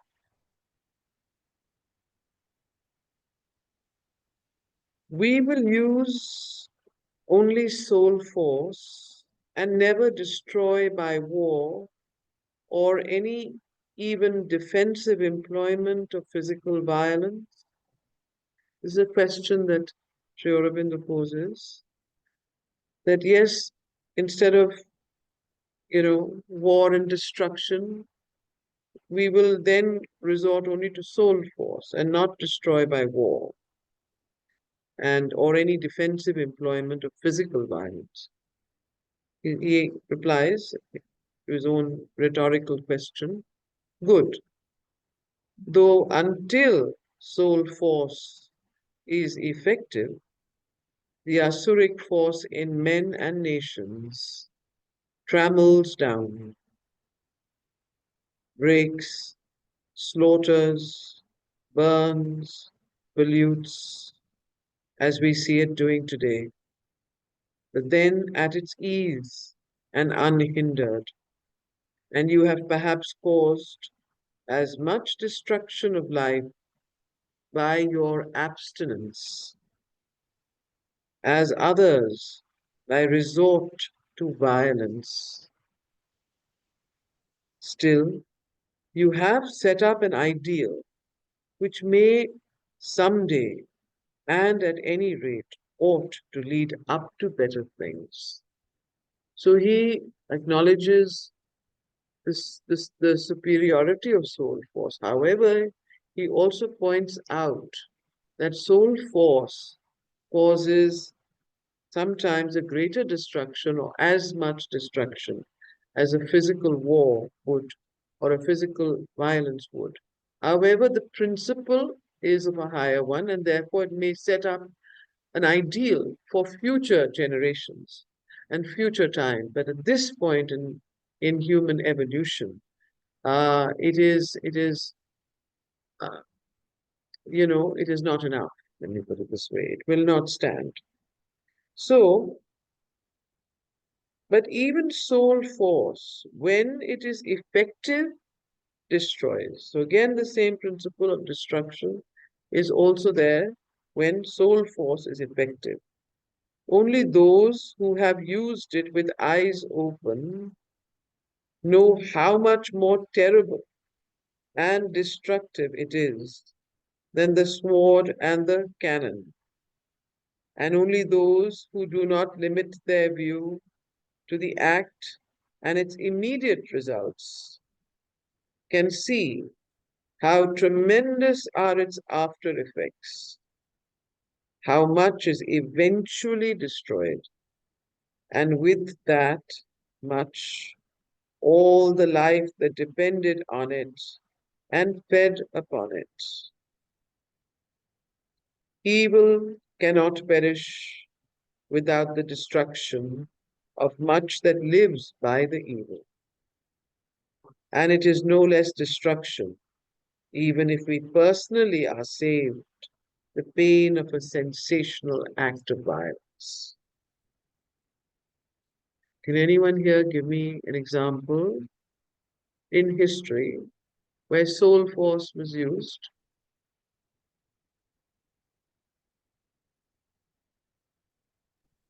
Of Yes, course, Sri Aurobindo from his room, World War II. he used soul force against Hitler. Is that what you're saying? I would think so. Hmm. He was helping. That's different. That's not against Hitler. That's saving those who were aspiring to be a world. But I don't know. I'm only asking. Amita, can I give an example? Yes. I was thinking of Christ, Jesus Hmm. Christ. Hmm. He was, very, I would not like to use the word, but I'll use it because I can't think of any other. He was passive when the Romans came and arrested him. And he allowed them, in a way, to do with him as they pleased because Hmm. he had kind of prepared. He knew this was going to happen to him, but he kept his inner spiritual force in check and did not use it and went quietly to the cross, suffering Hmm. all the way. But the soul force that was released out of the act, because the Romans did what they did to a Hmm. spiritual man, finally ended in the destruction of the Roman Empire itself. Yes. So I thought that was an The example. that's a good example. The repercussions of what happened to Jesus Christ was tremendous and far, far reaching and far reaching both in history and civilization. Um, so, Amita, can we say um, Socrates in Athens? yes, His so- philosophy, he didn't use any violence, but the society inflicted violence on him. But the kind of change, revolutionary change. So I feel he's a good example who's not at the level of the divine yeah, or an avatar, but but he a uses great soul. philosopher. So I feel Socrates would be an Right, example. right. Okay. So, moreover, every time we use soul force, we raise a great force of karma against our adversary, the after movements of which we have no power to control. Mita, I'm trying to find where we are in the reading, and I when I came on, you said it, but I didn't hear it. All right. So you go to Kurukshetra and I the chapter Kurukshetra, and there is it's at page 42, but otherwise you can look for this paragraph beginning. Moreover, every time we use soul force, it's just after the paragraph war and destruction are not only a universal principle, it is found it. exact. Yeah, okay, two Thank and a you. half pages Thank before the end.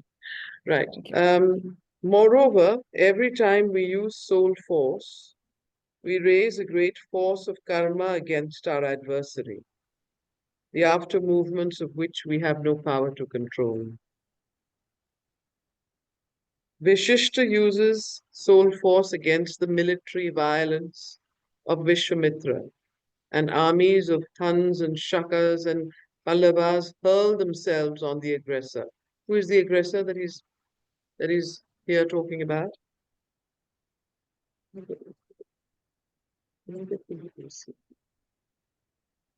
Okay. Yeah, who's the aggressor? Muslims, the early Exactly. Muslims, and So, Mongols, no, no, and no. Mongols. I'm asking who is the um I'm just asking about the sentence construction. Okay, let me read it again and explain what I mean. And I'll talk about Vishishta uses soul force against the military violence of Vishwamitra. Okay, and these armies of Huns and Shakas and Pallavas hurl themselves on on Vishishta. That's what I'm trying to say. On the aggressor is Vishishta there. Yeah. Now somebody had given me I think it was Anushka who had given me a reference to this act. Was it you? Oh, Shivani, you had sent it to me on WhatsApp. Um, so tell me how this soul force, what happened? What were the after effects of the soul force that Vishishta used, which went back against on him later, much at a much later time? But Vashisht was not present, no, when Huns and Pallavas, because that was hundreds of years later that Huns and I Pallavas. don't know. I have no idea. I'm only reading Sri Aurobindo's sentence. No, I'm no. as lost as I'm you are. saying he might mean something else So by you So, tell me what he means. not Vashisht. By aggressor might refer to someone else and not Vashisht. Vashisht uses no. Uses soul force against the military violence of Vishwamitra, and armies of Huns and Shakas and Pallavas hurl themselves on the aggressor. Who is the aggressor here? I'm asking that question. Vishwamitra and his military is the aggressor. Huh? Vishwamit Who is talking? Vishwamitra and his military is the aggressor. Is the aggressor against Vishishta? Yes, Against who? Right? against, right. So he uses soul force against them. And then what happens later? They are not, Not clear. I don't know which this is a reference to history that I'm not familiar with. This I'm asking if anyone knows. can't be the Amita, aggressor. I'll try to explain because I know this quite well. Little Okay, bit, please. I'll be very brief. Hmm. But Vishwamitra was a very arrogant king, and Yes. he went to the village, and there, in order to capture Kamdhenu, which was the cow of Vashisht, he Hmm. asked for the cow, Vashisht refused. So he put his Right. entire army to destroy and snatch the cow. Okay. Now, Vashishta used soul force, and the karmic effect was Sri Aurobindo Hmm. is using the word of these hands and all as symbolic projections. Kamdhenu actually let out forces from Hmm. her body that Okay. destroyed Vishwamitra's army. Army. Vishwamitra went out as a defeated king. So the Okay. karmic balancing is he took this so harsh upon himself that he vowed to become a Brahma Rishi. At that Hmm. time, only Vashisht was a Brahma Rishi. So he did Hmm. penance for thousands of years, and the karmic balancing at that time, immediate was the defeat of the army. But the Hmm. future was a creation of another unparalleled Brahma Rishi. My Okay. version could be wrong, but that's my version. Oh, sounds interesting, plausible. Please, if those who wish to research this further, please go ahead. But at least it gives us some context. All My right. So here, question, then you can. I have a, I have a question here for Shibani. Uh, I did not understand, Shibani, how the story of Vashishta and Vishwamitra gets reflected in the story of the Hans, Shakas, and Pallavas, and who is the aggressor there? I'm saying from my limited understanding, it's maybe not be a direct comparison, but simply symbolic projections of adverse forces. Okay, My understanding, I could be wrong. thank you.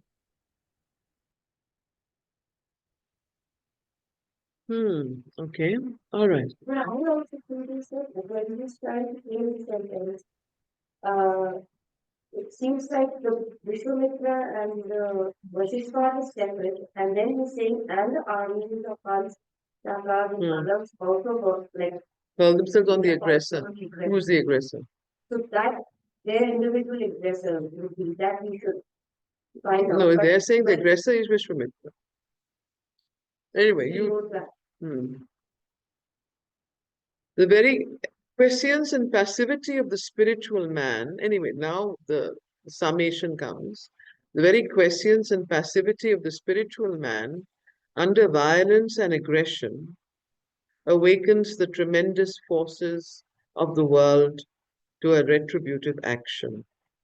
So here's interesting. The very prescience and passivity of the spiritual man under violence and aggression awakens the tremendous forces of the world to a retributive action, and it may even be more merciful to stay in their path, though by force, those who represent evil, than to allow them to trammel on until they call down on themselves a worse destruction than we would ever think of inflicting. So here I remember Jayashrie's story of how the spiritual man has that, he called upon those forces of the world to take their retributive, um, action against those who uh, inflict violence the on that person. It is not enough that our own hands should remain clean and our souls unstained for the law of strife and destruction to die out in the world. But then you see, what Sri Aurobindo is saying here is very complex. It's not moralistic at all. It's very, very interesting. It's very, very deep. It's very, very subtle. He's saying many, many things together in the same sentence. He's first saying that yes, this is a, its soul force has a higher, you know, destructive potential than even physical violence. Yet he says that it calls down a terrible retributive action from the forces of the world against those who are aggressive and show aggression towards spiritual, especially the spiritual man. But then he says, however, it may be more merciful to stay in their path, though by force, those who represent evil, than to allow evil to trammel on until it falls down on itself, a worse destruction than we would ever think of inflicting. So, in a sense, he's also saying that, you know, um, well, what he's saying you all understand. So it is not enough that our own hands should remain clean and our souls unstained for the law of strife and destruction to die out of the world. It will not die out of the world if we all decide from tomorrow that we will not use physical force and destruction. That which is at its root must first disappear out of humanity.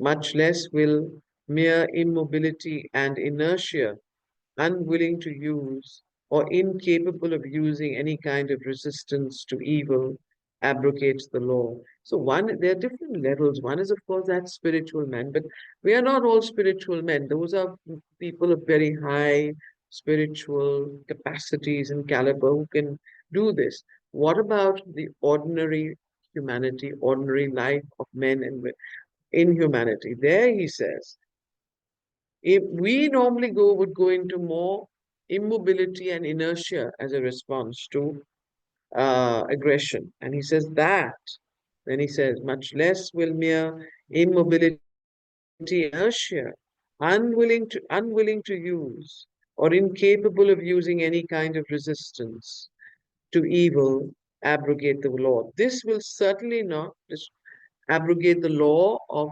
violence and destruction and strife as a law of the world that governs the world. Inertia, in fact, he says, inertia, tamas, indeed, injures much more than can the Rajasic principle of strife, which at least creates more than it destroys. Now, this is a very important statement. What does this mean? Try and understand this deeply. Inertia and tamas indeed injures much more You know, than, he mentions it with India's invasions, that yes. because India was steeped in inertia and a tamasic country, that it got invaded as many times as it did. Of course he does. And tamas indeed injures much more than can the Rajasic principle of strife, which at least creates more than it destroys, but also it explains why Sri Krishna chose to have Arjun fight on the battlefield of Kurukshetra. Why did he not?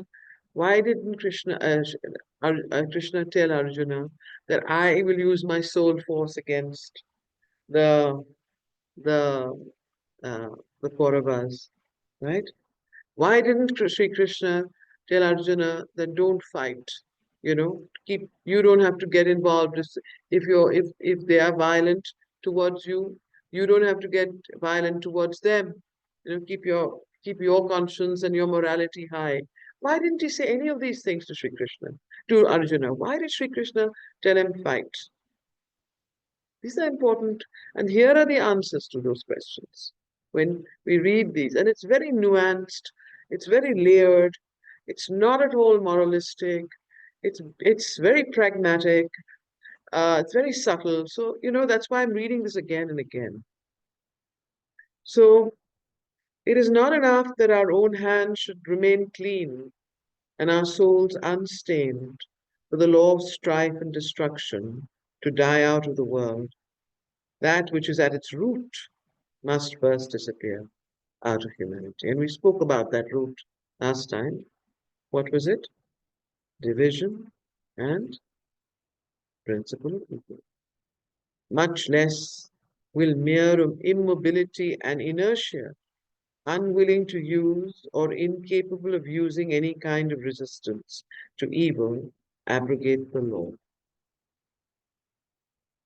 Inertia, tamas, injures much more than can the Rajasic principle of strife, which at least creates more than it destroys. Therefore, so far as the problem of the individual's action goes, his abstention from strife and its inevitable concomitant destruction in their more gross and physical form may help his own moral being, that it leaves the slayer of creatures unabolished. What does this mean?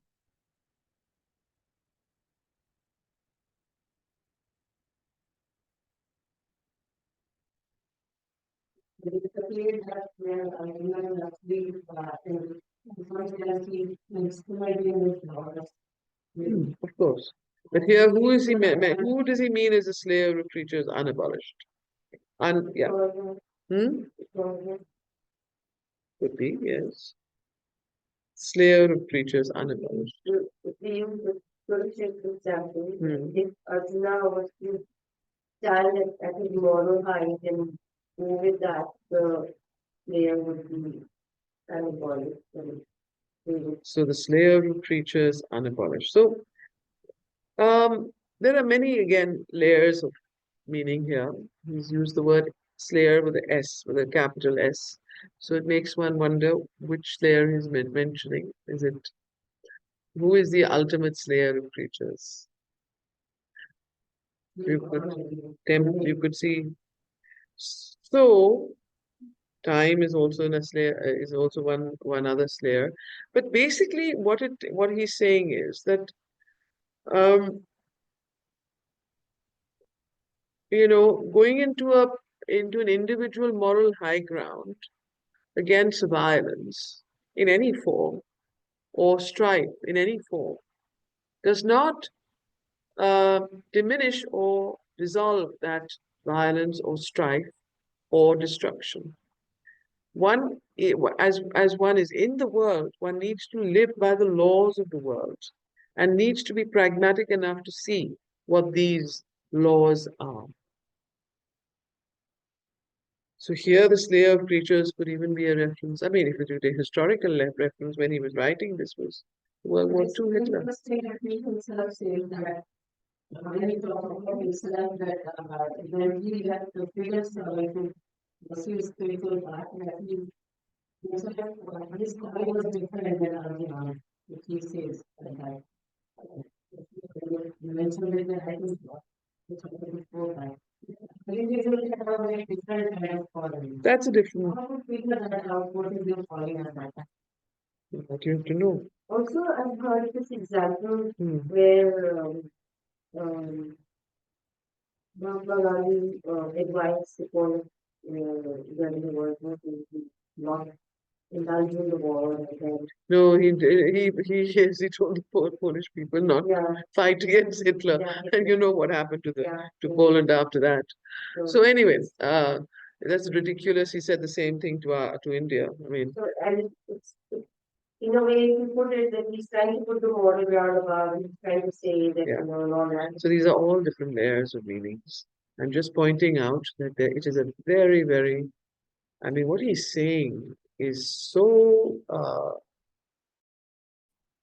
he's pointing to something that you can really contemplate and see what its nuances are. And not only now all of you have become very cosmic in your thought.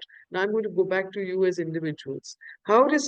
What does this mean for your individual action? What does it mean for you individually in your own life? This particular principle of not of running away from strife, from running away from confrontations, and taking the tamasic route. And so Fani is saying, don't go tamasic. Rajasic is a higher path than the tamasic one.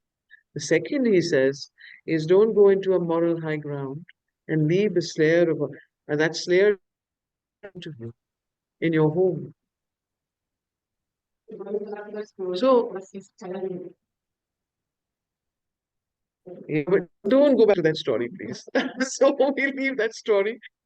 It's very, very But you can understand what he's trying to say here.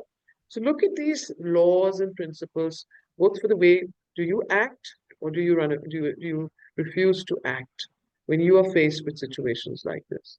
And if you act, from which part of your being or principle do you act? You act from your tamasic being, from your rajasic being, or from your sattvic being, or from some other being, I don't know, or a mix. So I'm not, yeah. Hmm. Yes, you do. Trying to distinguish between when I doing wrong and I doing this at that point of time. It's your dharma that is what is important at that point, right? And your soul is depending upon dharma at that point. Right. So that kind of momentum, that's what I mean. Right. So for each one, think about it. I'm not, there's no prescriptive thing, but what he's basically saying here is that therefore, so far as the problem of the individual's action goes, his abstention from strife and its inevitable concomitant destruction in their more gross and physical form may help his own moral being, but it leaves the slayer of creatures unabolished. So, I mean, India's response to terrorism in the last 30 years, 50 years, it's changed now in the present. We've taken a very strong stand. But till then, we kept losing, people and kind of destruction that was going on and the violence. So does it mean that so in the same way, you are faced every moment in your life with these choices. And this is also something that you need to contemplate on an individual level. Okay, for the rest of the whole of human history, for the rest, the whole of human history bears witness to the inexorable vitality and persistent prevalence of this principle in the world.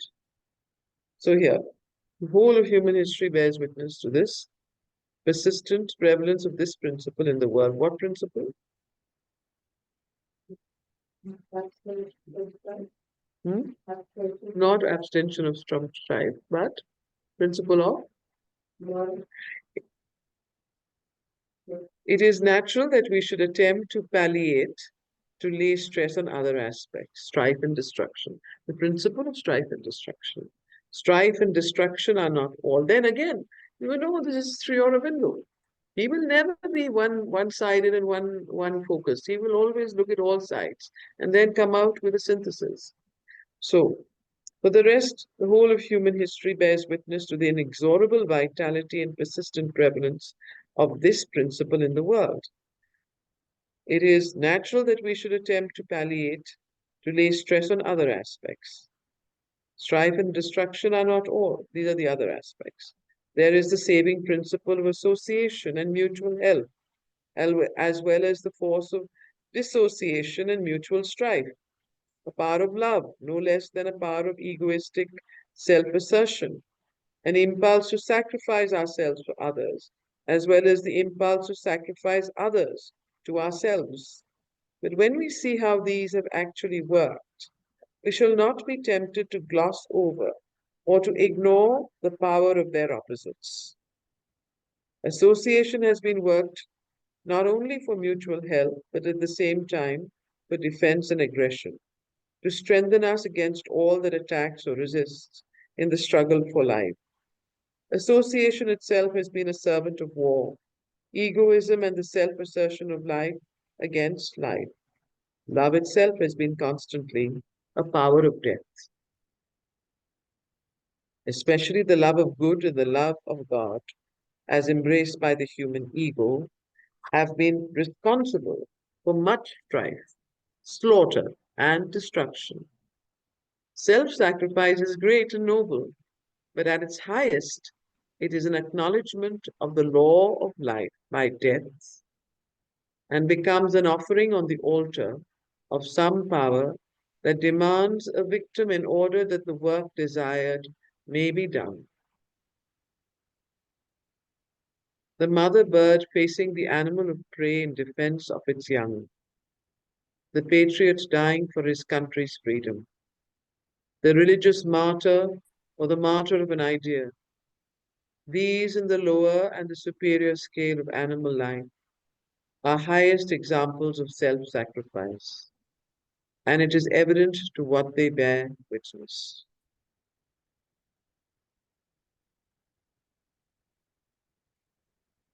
So, what I think Sri Aurobindo is moving towards here is for us to recognize the realities of life as they are and remove our colored, specs and colored veil of seeing things.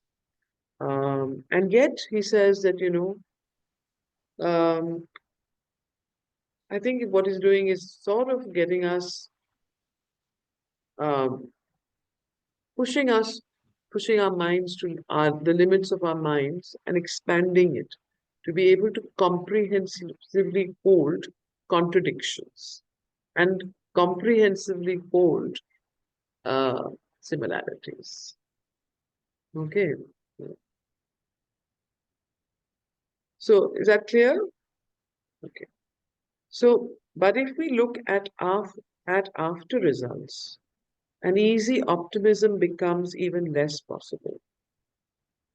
See the patriot dying in order that his country may be free, and mark that country a few decades after, the Lord of Karma has paid the price of the blood and the suffering that was given.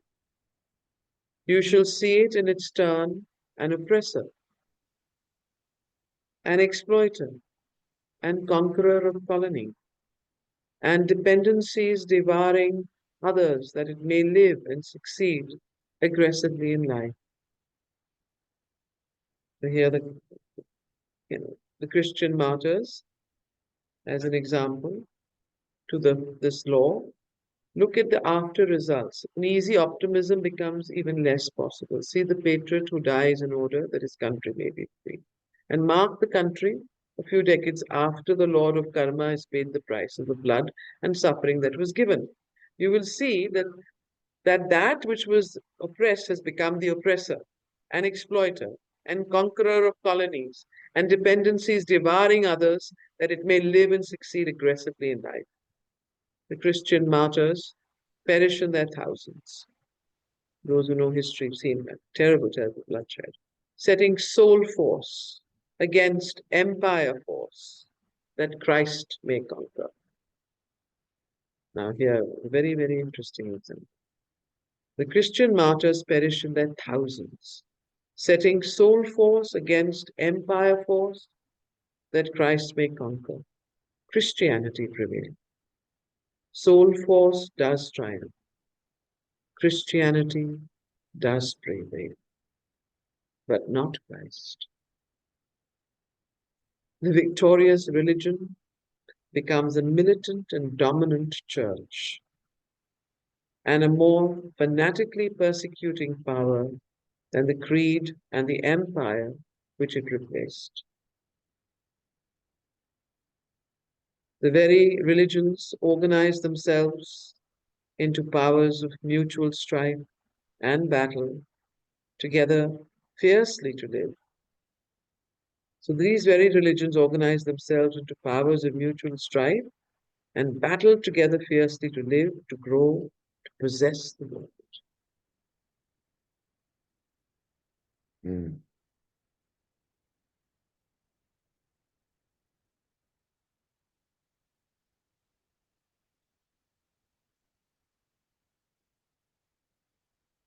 So I was going to, should I skip this paragraph and read the last one, or you still want, should I continue it? If I was going to, I all think you this is can, not, sorry? I think you can skip to the last one. Yeah, that's what I wanted to do. All this is not to say that strife and destruction are the alpha and omega of existence, that harmony is not greater than war, love more the manifest divine than death, or that we must not move towards the replacement of physical force by soul force, of war by peace, of strife by union, of devouring by love, of egoism by universality, of death by immortal life. So after he presents strife and destruction as the Alpha and Omega, meaning that he says this is a governing law of the universe, then he says, after that he says, but this is not to say that strife and destruction are the Alpha and Omega of existence. There is something deeper. There is something higher. And these can all be replaced. Harmony is that harmony is not greater than war. Harmony is greater. Love more than manifest, divine than death, and so on. Devouring by love, of egoism by universality, of death by immortal life. God is not only the destroyer, but the friend of creatures. Not only the cosmic trinity, but the transcendent. The terrible Kali is also the loving and beneficent mother. The Lord of Kurukshetra, Sri Krishna, is the divine comrade and charioteer of Arjuna, the attractor of beings, incarnate Krishna. And whithersoever he is driving through all the strife and clash and confusion, to whatever goal or godhead he may be attracting us, it is no doubt of that to some transcendence of all these aspects upon which we have been so firmly insisting.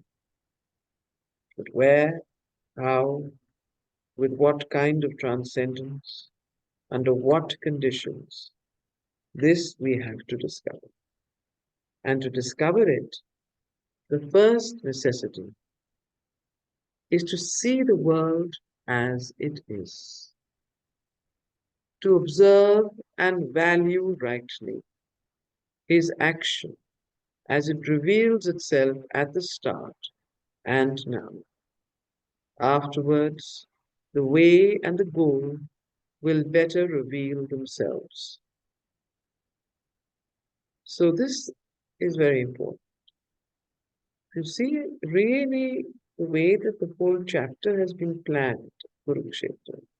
What Sri Aurobindo is trying to push us towards is to see the world and to observe the world as it is and to value it as it is.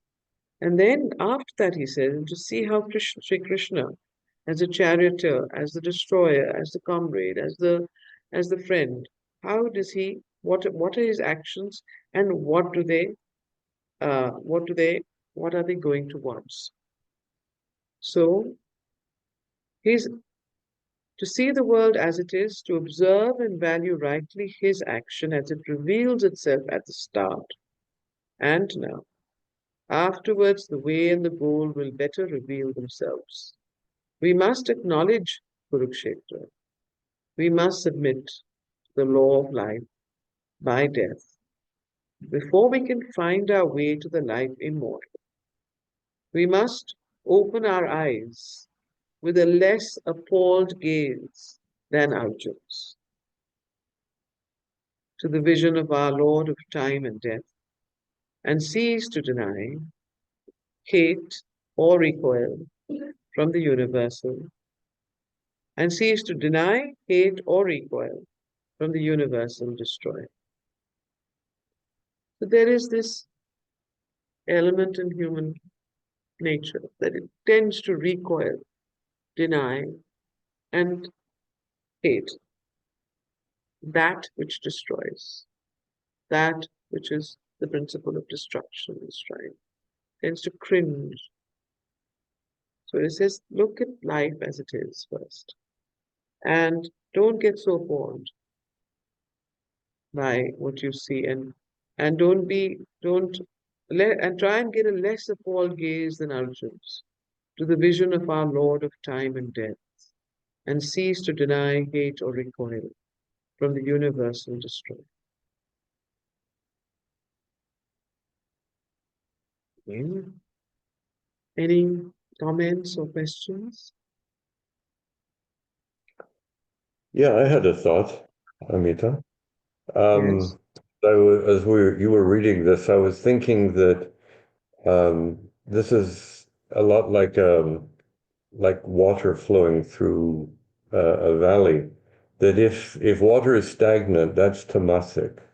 Then there's all kinds of trouble associated with water being stagnant. Whereas if it's flowing, that's more of a rajasic tendency.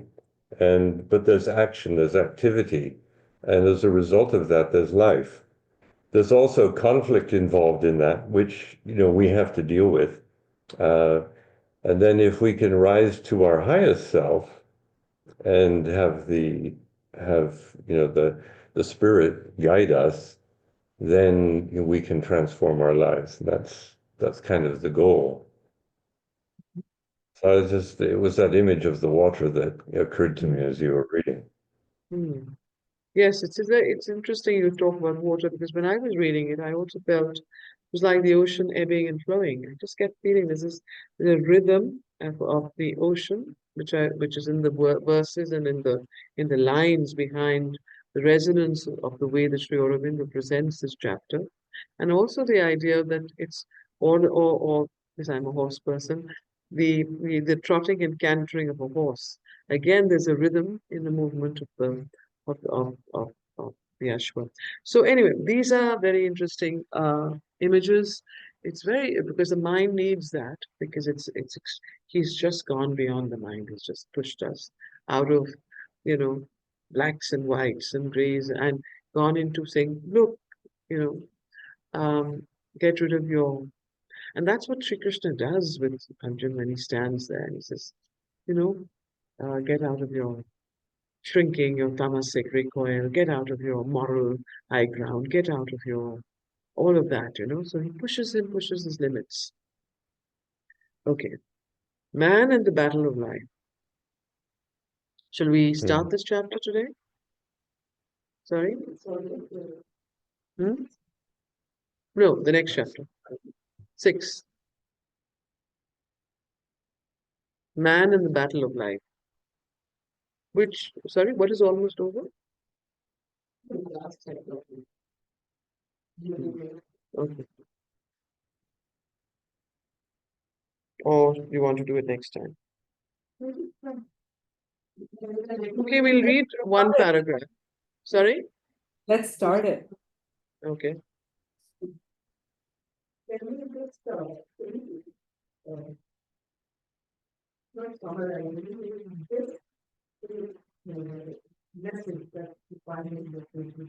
Of what?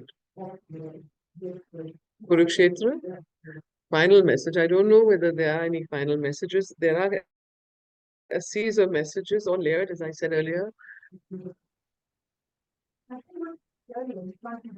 Yeah. Yeah, I think that it's the ability to embrace contradictions in life with the battlefield and the symbol of the battlefield being a very important symbol both in the Mahabharata and in the Gita, and the reason for it because it is the battlefield and the law of strife and destruction, which is the law of the universe guiding the universe presently.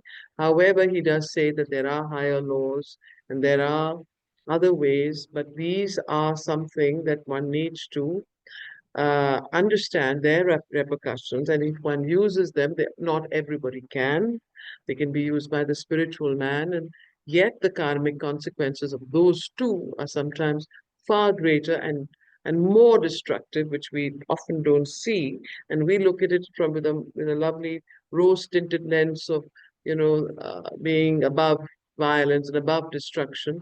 But he's asking us to see clearly and to see that these are also ways, because at every level, until the root of humanity, the root of the problem does not alter, does not transform, this law of strife and destruction will come in every form, in every way. It will keep entering life again and again until the root of humanity does not transform.